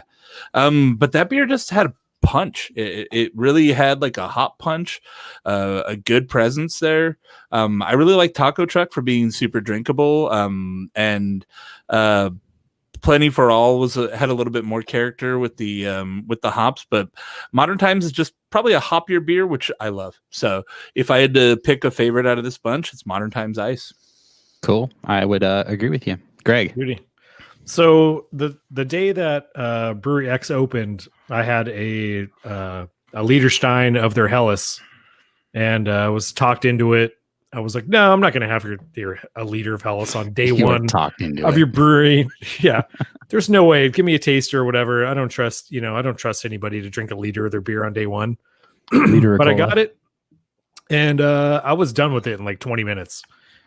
Anybody who can brew a lager to style and drink, have it be leader worthy on day one is definitely, you did all the right things. And their beers are amazing. These lagers are amazing. They're to style. There's no they're not trying to be too crazy or put their spin on them. These are just straight up Munich Dunkel, very delicious, very bright and drinkable, very fluffy. And the Panda Pool Party, I'd buy again. It's that's a backyard crusher for sure.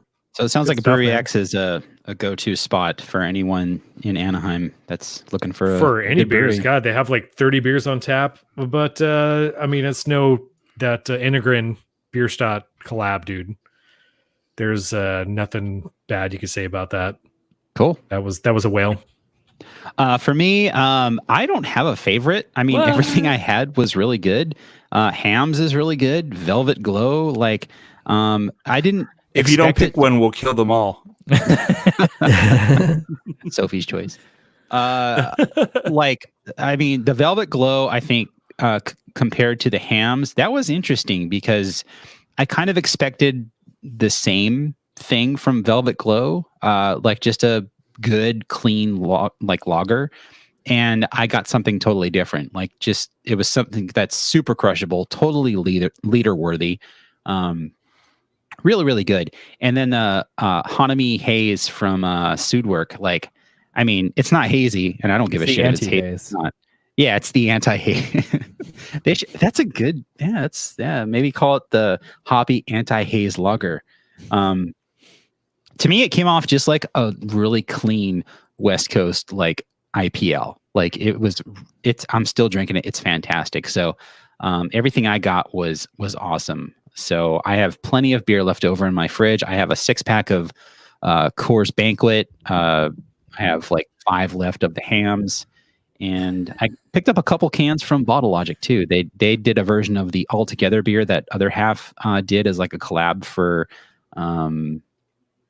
the coronavirus thing. So today I think was an awesome day for beer and lager in general because we got a nice spectrum of lagers that we all got to try. So it was a good show. It's a really 100%. solid, delicious style that I think goes deeper than most people think. When you hear let's get an American lager, like you say, you get Banquet and you got all these macros, and I don't think people take the time to really think deeper about how far down the rabbit hole that style can go. And it's something where I feel as though it's a style that I don't want to say it's simplistic, but it's a pretty go-to style, and nailing it or putting an interesting spin on it is a skill that the brewer really has to possess. And it's always good. When Jason presented it in our private chat, it was kind of jokey, American lager, we're all going to drink fucking Keystone.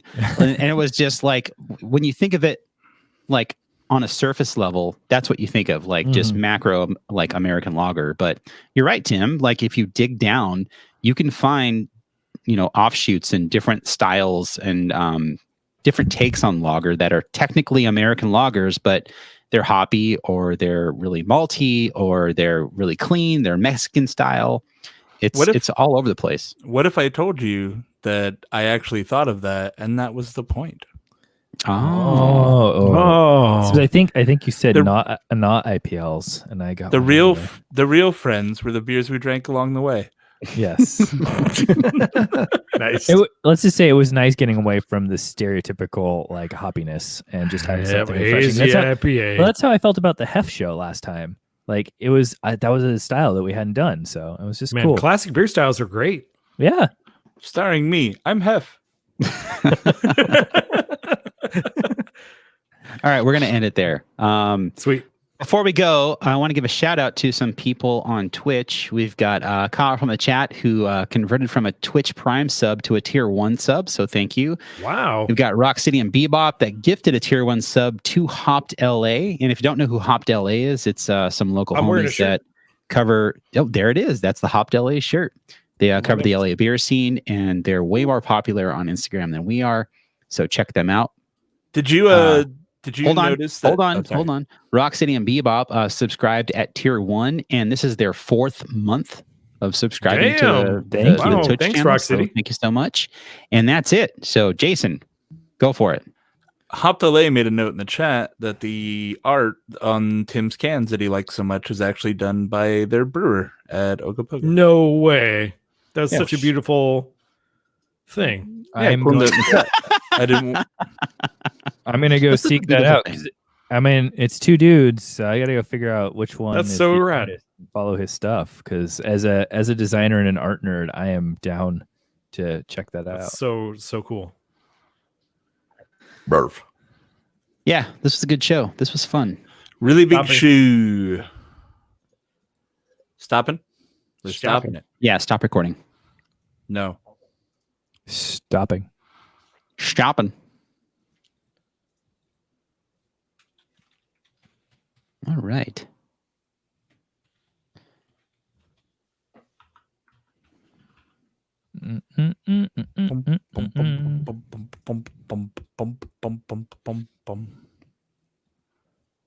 So is anyone doing anything? You have time for a post-show beer? Yeah, I I'll have go to here. go. Oh, Greg has to go. I'm I'll What do you I need? just gotta go get it. the rest of the fam's watching a movie, so I'm just hanging out until they're done. Well, I'm going to grab a beer and give me a second. I gotta figure out how to upgrade my damn internet. We just finished. I am so thoroughly pissed about that. Oh yeah, that seems super lame. Let me grab a beer. We'll keep talking about it. So I don't have to go right away, but How's your desk, oh, this thing's amazing. I built I'm it this morning. dude? It's a solid piece of wood Yeah. and a metal base. This thing is super solid. You can't move it. Like I'm moving it and my monitors aren't shaking. Man, you people in your houses with room and shit. Oh my god, it's so good. Our kids' room used to be our quote unquote office / whatever room, and so I had a desk in here, but obviously that's gone. So I'm like, I have literally nowhere to put a actual set place for anything. Dang, that sucks. I have my whole office. This is all me. I'm Just my room of, it's a 3-bedroom house, and this was the kids' room when we first moved in and had a baby, and then we moved. This is why. Yeah, It's this is just a why tiny. I'm sitting on the floor. I mean, you make it work, Yeah, apartment you life. got to. Exactly. sucks, It's not but- a big deal, but I often wonder, like, it would be nice to have like all my gear set up and not have to like set it up every time. But at the end of the day, it's really not hard plugging in a few cables. No. So now, like, I spent the whole morning. I started at 9:00 in the morning setting everything up, and then my old desk went to my kid, so she has her own. I mean, It was a Nice. nice computer desk, but not. It was kind of wobbly. She doesn't mind, but I have 2 huge monitors and all the stuff everywhere, and now it's like everything's going to be hard coded in. So it's going to be like I just sit down, turn it on, and I'm live. Yeah, that's epic. I like that. So good. So the cam now I put on a Joby stand. Oh yeah, nice. So Just move it around as you need. whoop. Yeah, that's like most of the people that I know, or most of my friends, like tech friends or high school friends that I have the hangouts with. Like they have a desk, they have gaming rigs, they have all that stuff. I got my laptop, and that's pretty much all I stick with, because I have no real need for like a desktop or a gaming rig or anything like that, at least yet. So I play a lot of video games. Yeah, I just do it on the Xbox if I'm going to do anything. Oh, there you go. But I would still like my own private area. So, Yeah, for sure. You're like, oh, I want to watch TV, and you're like, oh, I want to play video games. Like, and now we got Oculuses too. So I have one. I bought 2 on accident. Oh man. And then we ended up keeping the second one because my wife loved it so much. Yeah, we saw. And she's just like, oh man, it's so funny. She's having such a good time with it. She bought this like Alice in Wonderland game, and she's just like tripping out playing it. That's rad. I remember I did before I moved downtown, I rented some space from an old guy, from a dude that I used to work for, and he had an Oculus for like doing some testing, and it was like the wired. It was the old, like one of the earlier gens. It wasn't the Go or anything. And I did the demo with like the Beauty and the Beast, like be our guest in the dining room, and that was pretty rad. Like just sitting and seeing everything dance around you. That was pretty cool. Yeah, it's pretty wild. I'm pretty blown away by it, just playing Half-Life Alyx.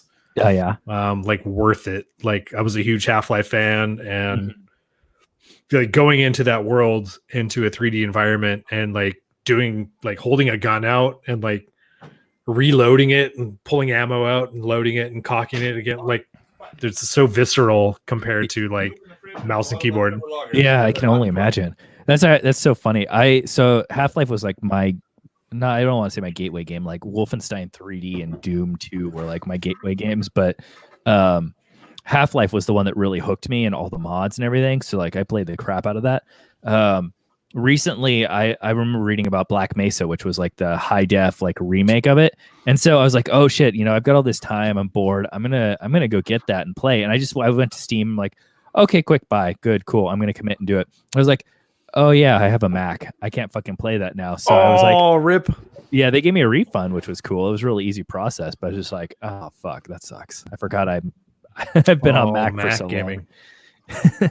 I mean, most of the stuff from most of the Valve games are Mac compatible. Cross-platform now, yeah, because they're so old. Like, yeah. Oh man, how's it going? So I'm hanging out for a little bit. What's up, man? I opened a Coors Heavy, Coors Banquet. Oh, the bank. It's in these cool stubby bottles. I love those. Those are good homebrew bottles too, but they're twist off. Yeah, they're twist off. Yeah. Oh, speaking of homebrew, hey John, how long should I let it bottle condition? 2 weeks. 2 weeks. It should go 2 weeks on the bottle. Yeah. Okay. At least. I think that's like the homebrew standard for 10 days is like if you want to cheat a little bit. Yeah. Okay, because I only left it in for in the fermenter for a week and like 3 days maybe. What beer style? Just a blonde. Yeah, it should be fine. Okay, so I bottled it with the little carbonation drops, and I'll give it 2 weeks. Yeah, 2 weeks definitely. Oh, Stone sent me some beer. Should I get one of those? Me too. They sent POG, POG, Notorious and then, POG, and oh, the POG is Imperial. solid. yeah, I bought a tall boy of that that salt and lime lager they did. That was one of my consideration beers for this show. Oh, Buena Vesa. Yeah. Yeah, the good. POG beer, Notorious POG, is really good. That's like carbonated juice, and not in like a hazy IPA kind of way. It just tastes like carbonated juice. It's really good. Mm-hmm. I dig it. And then the other one was what was it, Greg? The name Soaring Dragon? Was that it? Something Dragons, yeah. It's made with forgettable tea. name. I'm not sure I don't like tea, and so if you like tea and you like the flavor of tea in your beer, then they pulled it off. When I've brewed beer with tea, I usually get like the fruity aspects of tea and not like the tea character itself. And that's what I prefer. But I think the Soaring Dragon or whatever it is like a double IPA. Yeah, Imperial. Like, so I'm still like knee deep in my keg in my kegerator.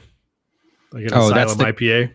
Yeah, the Asylum keg. I'm gonna go by there and pick up a keg too, because that's like, oh yeah, the recyclable thing, dude. And you can just put it in the recycle bin. You're good to go. That's awesome. Just note it's not the freshest IPA in the world, so oh I shit. don't know. Hey, But there it's you go, priced Jason. right. Jason missed. Oh, you were there yesterday when I asked about the Pliny replacement. So when I put my order in for Sunset Beer Co., they always had Pliny in the fridge every time I saw it. So I was like, oh, may as well just add a Pliny on just so I could have it for the heck of it. And they were out. And so, like I mentioned, they ask you what replacements you want. And they suggested as a replacement for Pliny to get the Amalgamator. Yeah. That's a reasonable replacement. I would say if you like one, you like the other. They don't taste exactly the same. I think Amalgamator's got more modern hop varietals in it. But what is it? It's got Mosaic, Warrior, Columbus, Amarillo. So it's a mix. The Mosaic definitely gives it more of a sweet, modern hop profile. It's probably a little bit... is it less bitter? I don't know. You know me and tasting bitter. I think Amalgamator is more West Coast than Pliny is. Pliny's like its own thing that, like, I mean, Pliny is like the definition of West Coast IPA, but Amalgamator... I was like, you can't be more West Coast. That's like... Well, I mean, I think it's more... it's a bit drier. It's not as it's a little more bitter, I think, just from recent memory, and it's like a SoCal version of Pliny, I would say, at best. Amalgamator, drinking it right now, it's a little bit more bitter, but there's a Hop sweetness. LA said it's more bitter. Okay, there's a sweetness to the hops that offsets the bitter a little bit, though, so it doesn't register as just a bitter beer face. It's got a sweetness to the hops. Yeah, like, it's got that candy mosaic flavor in it, right? So that and that probably combining with the alcohol, because I think Amalgamator is like 7.1, which is right where an IPA should be. As IPAs were intended. Yeah, if there's no Pliny available and there is Beechwood available, like you can't go wrong with anything from Beechwood that's an IPA or something hoppy. So it's reopened their Garden Grove thing. Steelcraft and Garden Grove just reopened yesterday, so you can go get Beechwood. So there's other breweries there too, right? Nope, just Beechwood. They're the only alcohol purveyor there.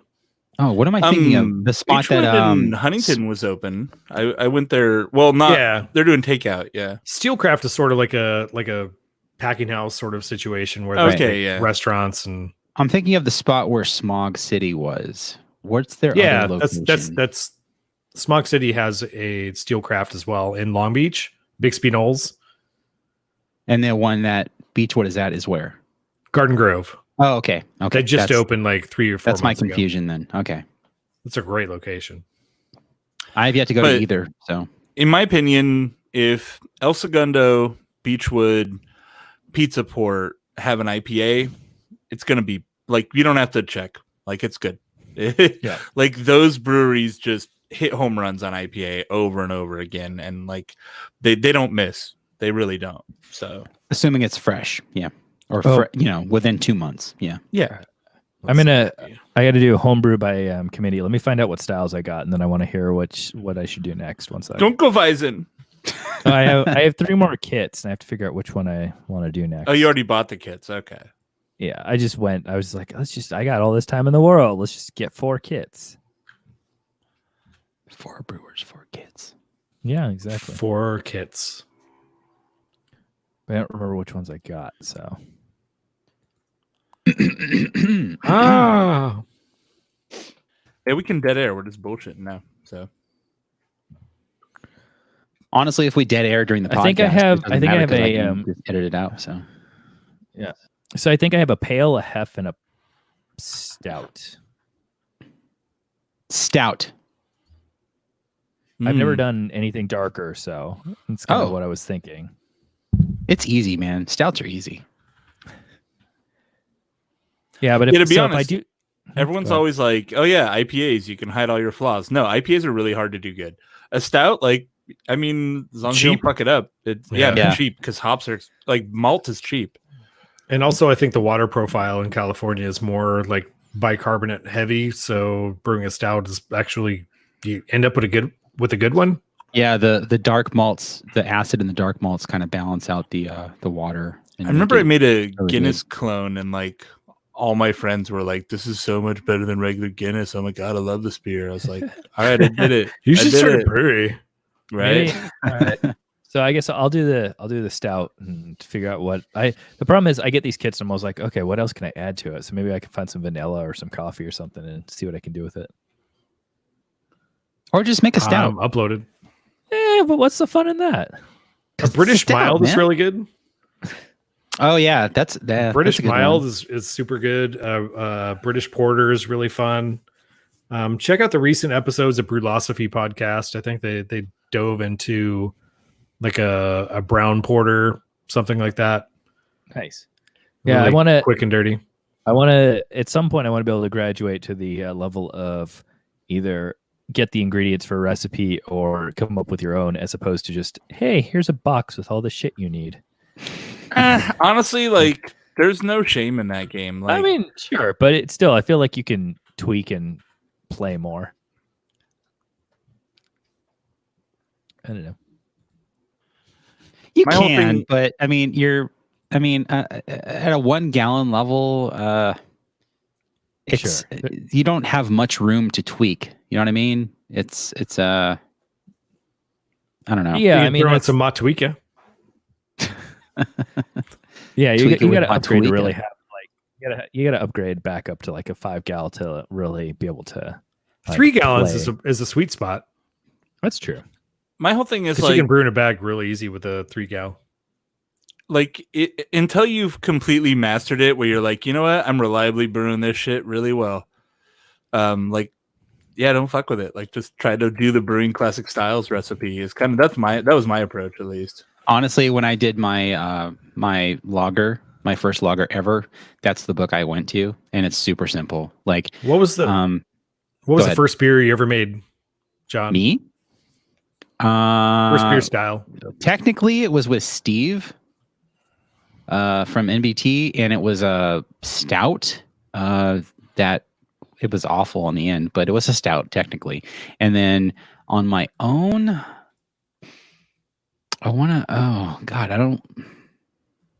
it was something easy, like a blonde or a pale or something like that, just to. I did an alt beer. Mine was definitely trying to clone Blue Moon. I'm almost certain. I bought an alt beer kit because I thought I liked New Order and Depeche Mode at the time. I thought it was like alternative beer for alternative rock. Awesome. For alternative people. And then we brewed it in our dorm room back in the I think it was like 89 or 1990. Holy crap. And it turned out good. We got like 6 cases of beer out of it. Like, we brewed a shitload. Do you remember it was tasty? Yeast? The yeast you used? No, it just came in a kit. So like, we knew That's nothing what I'm asking about. if you remember the yeast that was in the kit. There was probably a white dry packet yeast. that said yeast on the outside. Yeah. Greg's out there brewing beer in his dorm room when I'm like 4 years old. Yep. Shit. We brewed a lot back then. Because we had 4 dudes that just lived in a huge house. And Yeah, why not? Let's make some beer. Because we partied a lot. Yeah. Played a lot of did? SNES. Really? I'll be yeah. back. Super Mario Kart in our house. And we had a pool table and Honestly, that sounds amazing. bottles of beer. It was rad. Mario Kart, pool, and beer. Like, Dude, Mario Kart, it was always on, right? So like, somebody walked in and you're like, oh, dude, you got to check out my ghost run that I just did. And I just beat you by like 200ths of a second or something. You're like, oh shit, it's on. And just we picturing spent like an hour trying to beat one dude's ghost run. I'm just picturing like Swingers, where he's like, watch this, I'm going to make Gretzky's head bleed.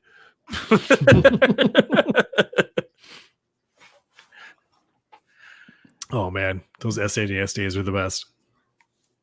I just opened a hazy. Oh shit. I'm Here he goes. breaking the trend. Here he goes.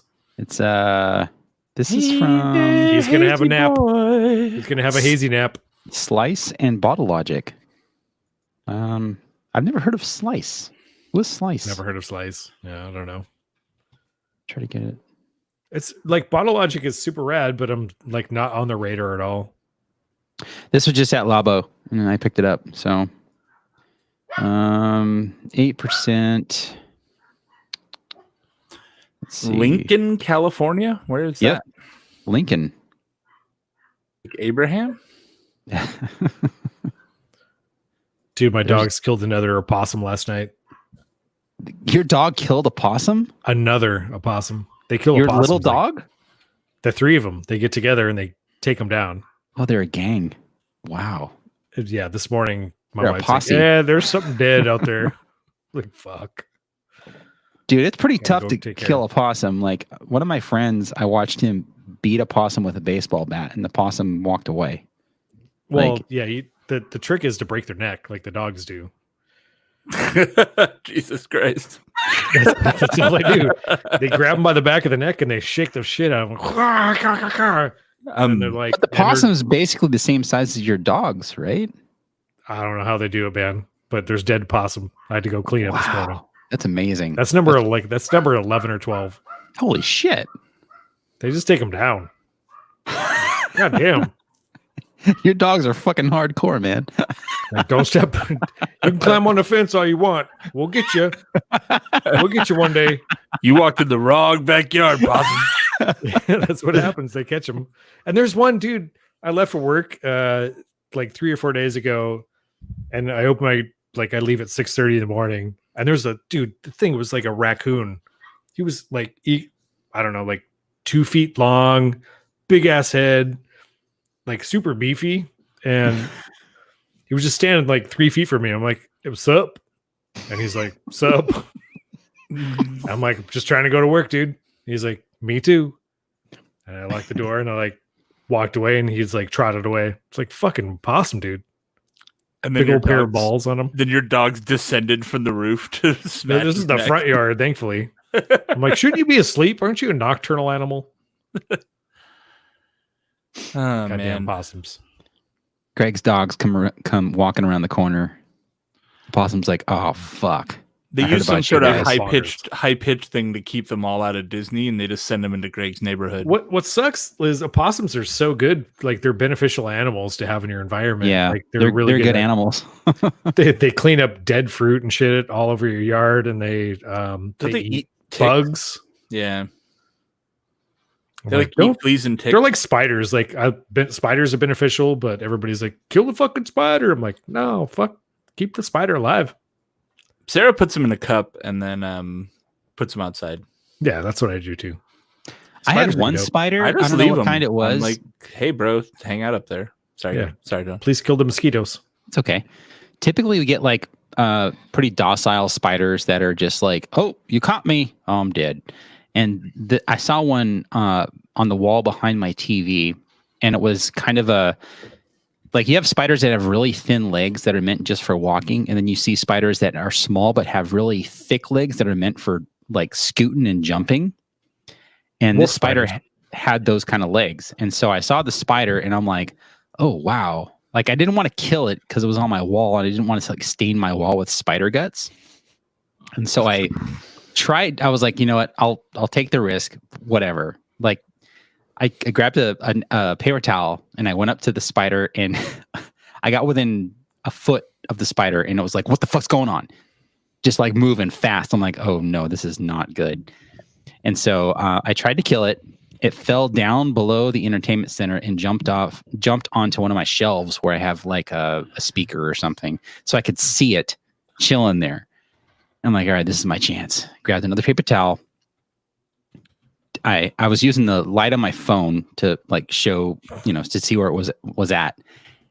I put my hand in there, and as I'm putting my hand in, it's like laser focused on my hand, like tracking my hand, like moving its body, following my hand. I'm just freaking the fuck out. This thing's the size of a dime, by the way. It's very small. But I'm like, I have to nail this thing right now. Go in, try to hit it once. It scoots out of the way. And I was pretty fast. Scoots out of the way, comes towards me, like charging at me.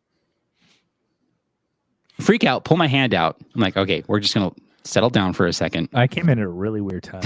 I'm trying to kill a spider. Turn my light back on. Dude, it was small and fast, like fucking wicked fast, dude. Then just let it go. You'll find it eventually. On my face? No, not going to happen, dude. I killed it eventually. So, story over. It was fast, though. It was small and fast. It freaked me the fuck out. Jesus. I just shared a story in the chat, but fucking Greg. I was one time just like there was like a spider in my shower, and I sprayed it with the shower head, and it was like washing down the drain, and I'm just like, down comes the rain. And I'm like, why am I menacing this bug? Like, do I really need to be like an evil villain about it? Maybe.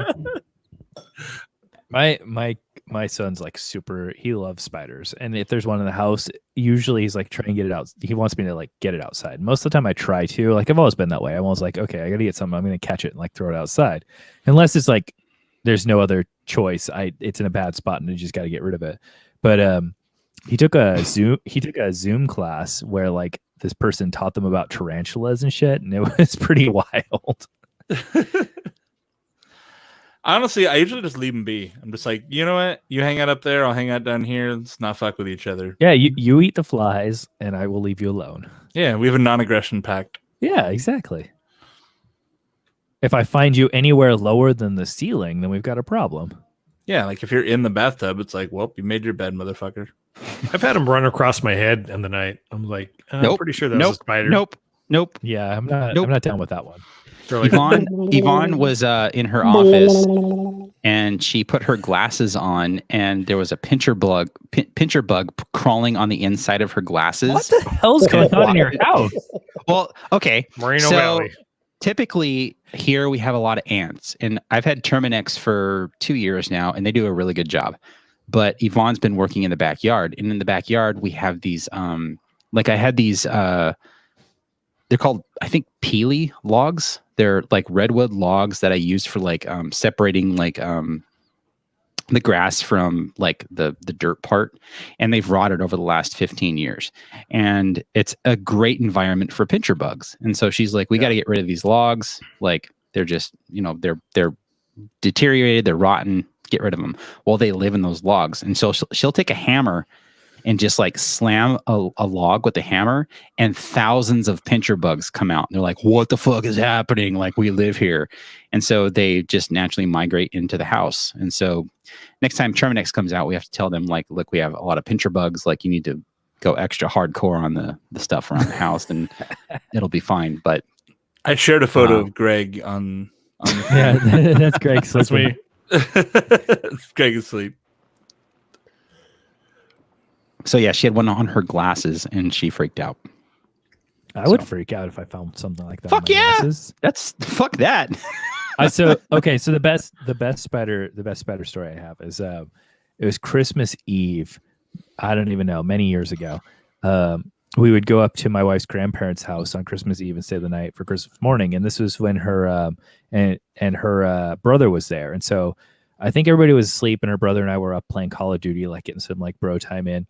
And we're hanging out in the room playing Call of Duty, I think in the dark, the zombie mode, right? Back when like the first Call of Duty zombie came out. And all of a sudden there's a heating vent on the ceiling right above the couch. It just went like right down, and it stopped right next to his head.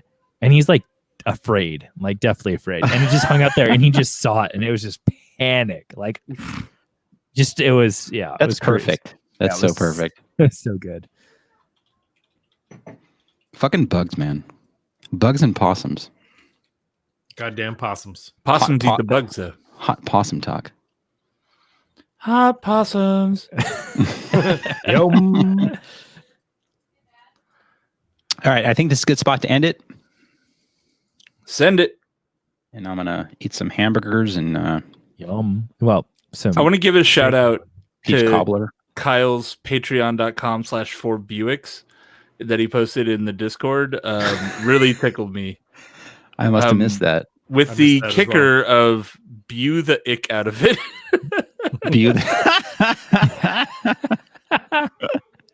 Well played. Well, I'm looking this up right now. Let's see.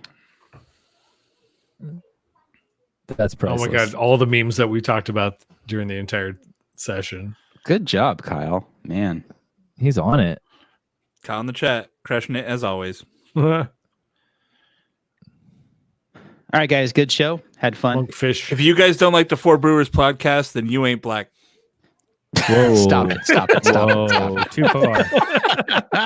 That's some force show shit right there. Oh yeah. Since we're here, what do you guys want to do? Cepha high. Okay, next week. What next week theme? What do we want to do? Something easy. Audience, what do you guys think? Let's go brown. Let's go brown. Like brown ale, or do you mean shit ourselves? Do you want to go brown town? dark beers. Dark beers. If we're gonna go dark beers, I'll throw all my Firestone anniversaries in the fridge. There you go. No, that's don't have to go shopping. Well, my second beer, I got a Parabola 2011. Oh no, I'm talking. Hey, I'm talking the actual anniversaries. I got those too. Just I don't know, man. I'm trying to think. It's gonna be hot, so I don't necessarily want to do stouts. But what about the chat? Kyle says homebrew. I don't know. What the fuck, Kyle? Wine. I wish. Hit me up in 2 weeks, and I'll have homebrew. I have some pickled onions I made. I'll eat that. Mm. Dude, I don't know why I never made pickled onions before, by the way. Those are seriously. amazing. Wait, like the pickled red onions? Yeah. Yeah, solid. It's like super easy and they're super good. I add them to like everything. Yeah, they're great. Especially brats. Oh my god. Oh. I mean, I don't know. I don't care. Whatever. Now that I know of several places that I can easily procure different styles. Josh Pesme says pills, but we just kind of just did lagers, so Yeah. I feel like that'll be a little Hazy bit repetitive. IPAs. Let's do milkshake IPAs, guys. I mean, it doesn't have to be a on, style. it's Like gotta be a there little could be broader. a theme. I mean, Oldest thing in your it's- cellar. Oh, okay. Oh, that's a good one. Oh, I have some old that's a- shit. that's Yeah, a we good can't do idea. 4 beers of the old. No, shit in it'd the have to be cellar. like One of each. Everybody does one oldest thing in their And then cellar. and you have to dome it.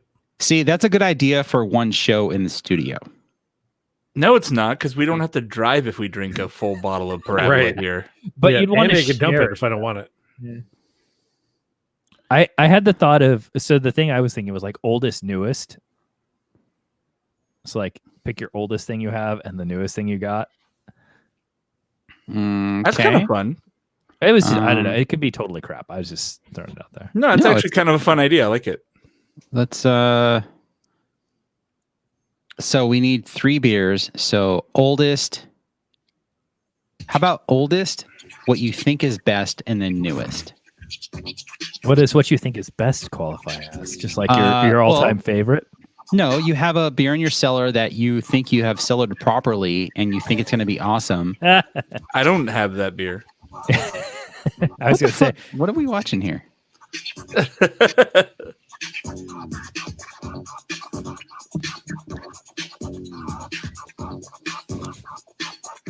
Okay. Dude, it's a banquet DJ. I'm here. This is impressive. I feel like really the good. scratch game's on point. Yeah.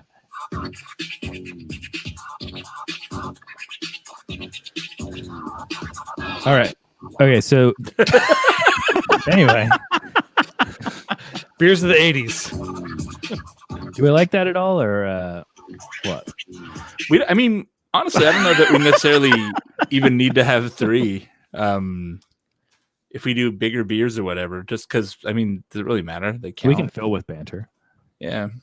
We just talk shit. So, Old beer, one beer, 2 beer, red beer, blue beer. so we're going oldest beer in cellar and newest beer in cellar. Well, or newest beer you just picked up or something. Just pick something like whatever's coming. Okay, the door that's a good recently. contrast. Oldest I like beer in cellar, and then something brand new. Okay. Yeah, and I mean We'll that's call the probably show gonna, Heaven and Hell. it'll probably end up being like. I mean, honestly, it'll probably end up being like a heavy ass stout that's been aged for God knows how many Absolutely. years, and like a fucking like pale lager or something you happen to have that you Yeah. just picked up. John's got to drink a 2008 Black Tuesday. A contrast show. Yeah.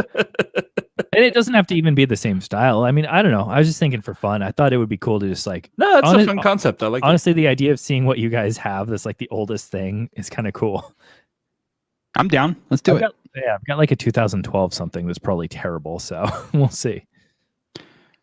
So, do we want to focus on something that's probably going to be awful, or something that's going to be really good in terms of age? Up to you, man. Okay. There's editorial freedom. Yeah. Just pick something old and something new, something Whatever borrowed, you think something would be blue. fun to talk about. We're getting married. Yeah. I do have a Labatt Blue, I think, still in the cellar that we never did on Cheap Beer Corner. That's some quality shit right there. What other blue beer do we have? We had that like 1665 that was in like a blue bottle. Oh, that's when that French Nicole beer. was on the show, Yeah, right? when Tasting It was on. Yeah, it was like, hey, we found some French beer. And she's like, oh no. Look at how rad the spider is. He looks like he's smiling. That looks like Lady Face and Agura had a blueberry stout that was pretty solid for a while. I can see it. Anyway, On Cheese Bro? not on Cheese Bro, close to Cheese Bro. That's right. It's the next exit after Cheese Bro. You know Cheese how Bro. long it took me to realize that it was Chesbro? You know how long it took me before I realized that? If you I watch knew that. some older videos from Joe Senegalia from Jow's Arcade, he does reference the Cheese Bro. Yeah. So to show us the 4B. So we're gonna go whatever's old in your cellar that you want to do, and then something new. How about old cellar and then something spectacular that you just picked up, like the ultimate contrast. I'm gonna call it Heaven and Hell. We'll play Dio because I will call it Heaven and Hell. Won't get a copyright strike. All right, perfect. Heaven and Cellar, Heaven and Cell. Cell Rhymes. Heaven and Cell rhymes, but that sounds weird. Hell in the Cell.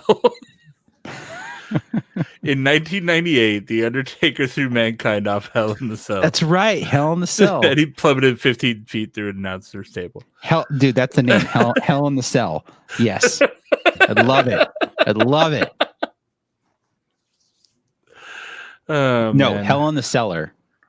So it's like a vague reference to that event, but still references like the beer tip. So. Nice. All right. Cool. Take it easy, guys. Later, homies. Bye, guys. Peace, bro.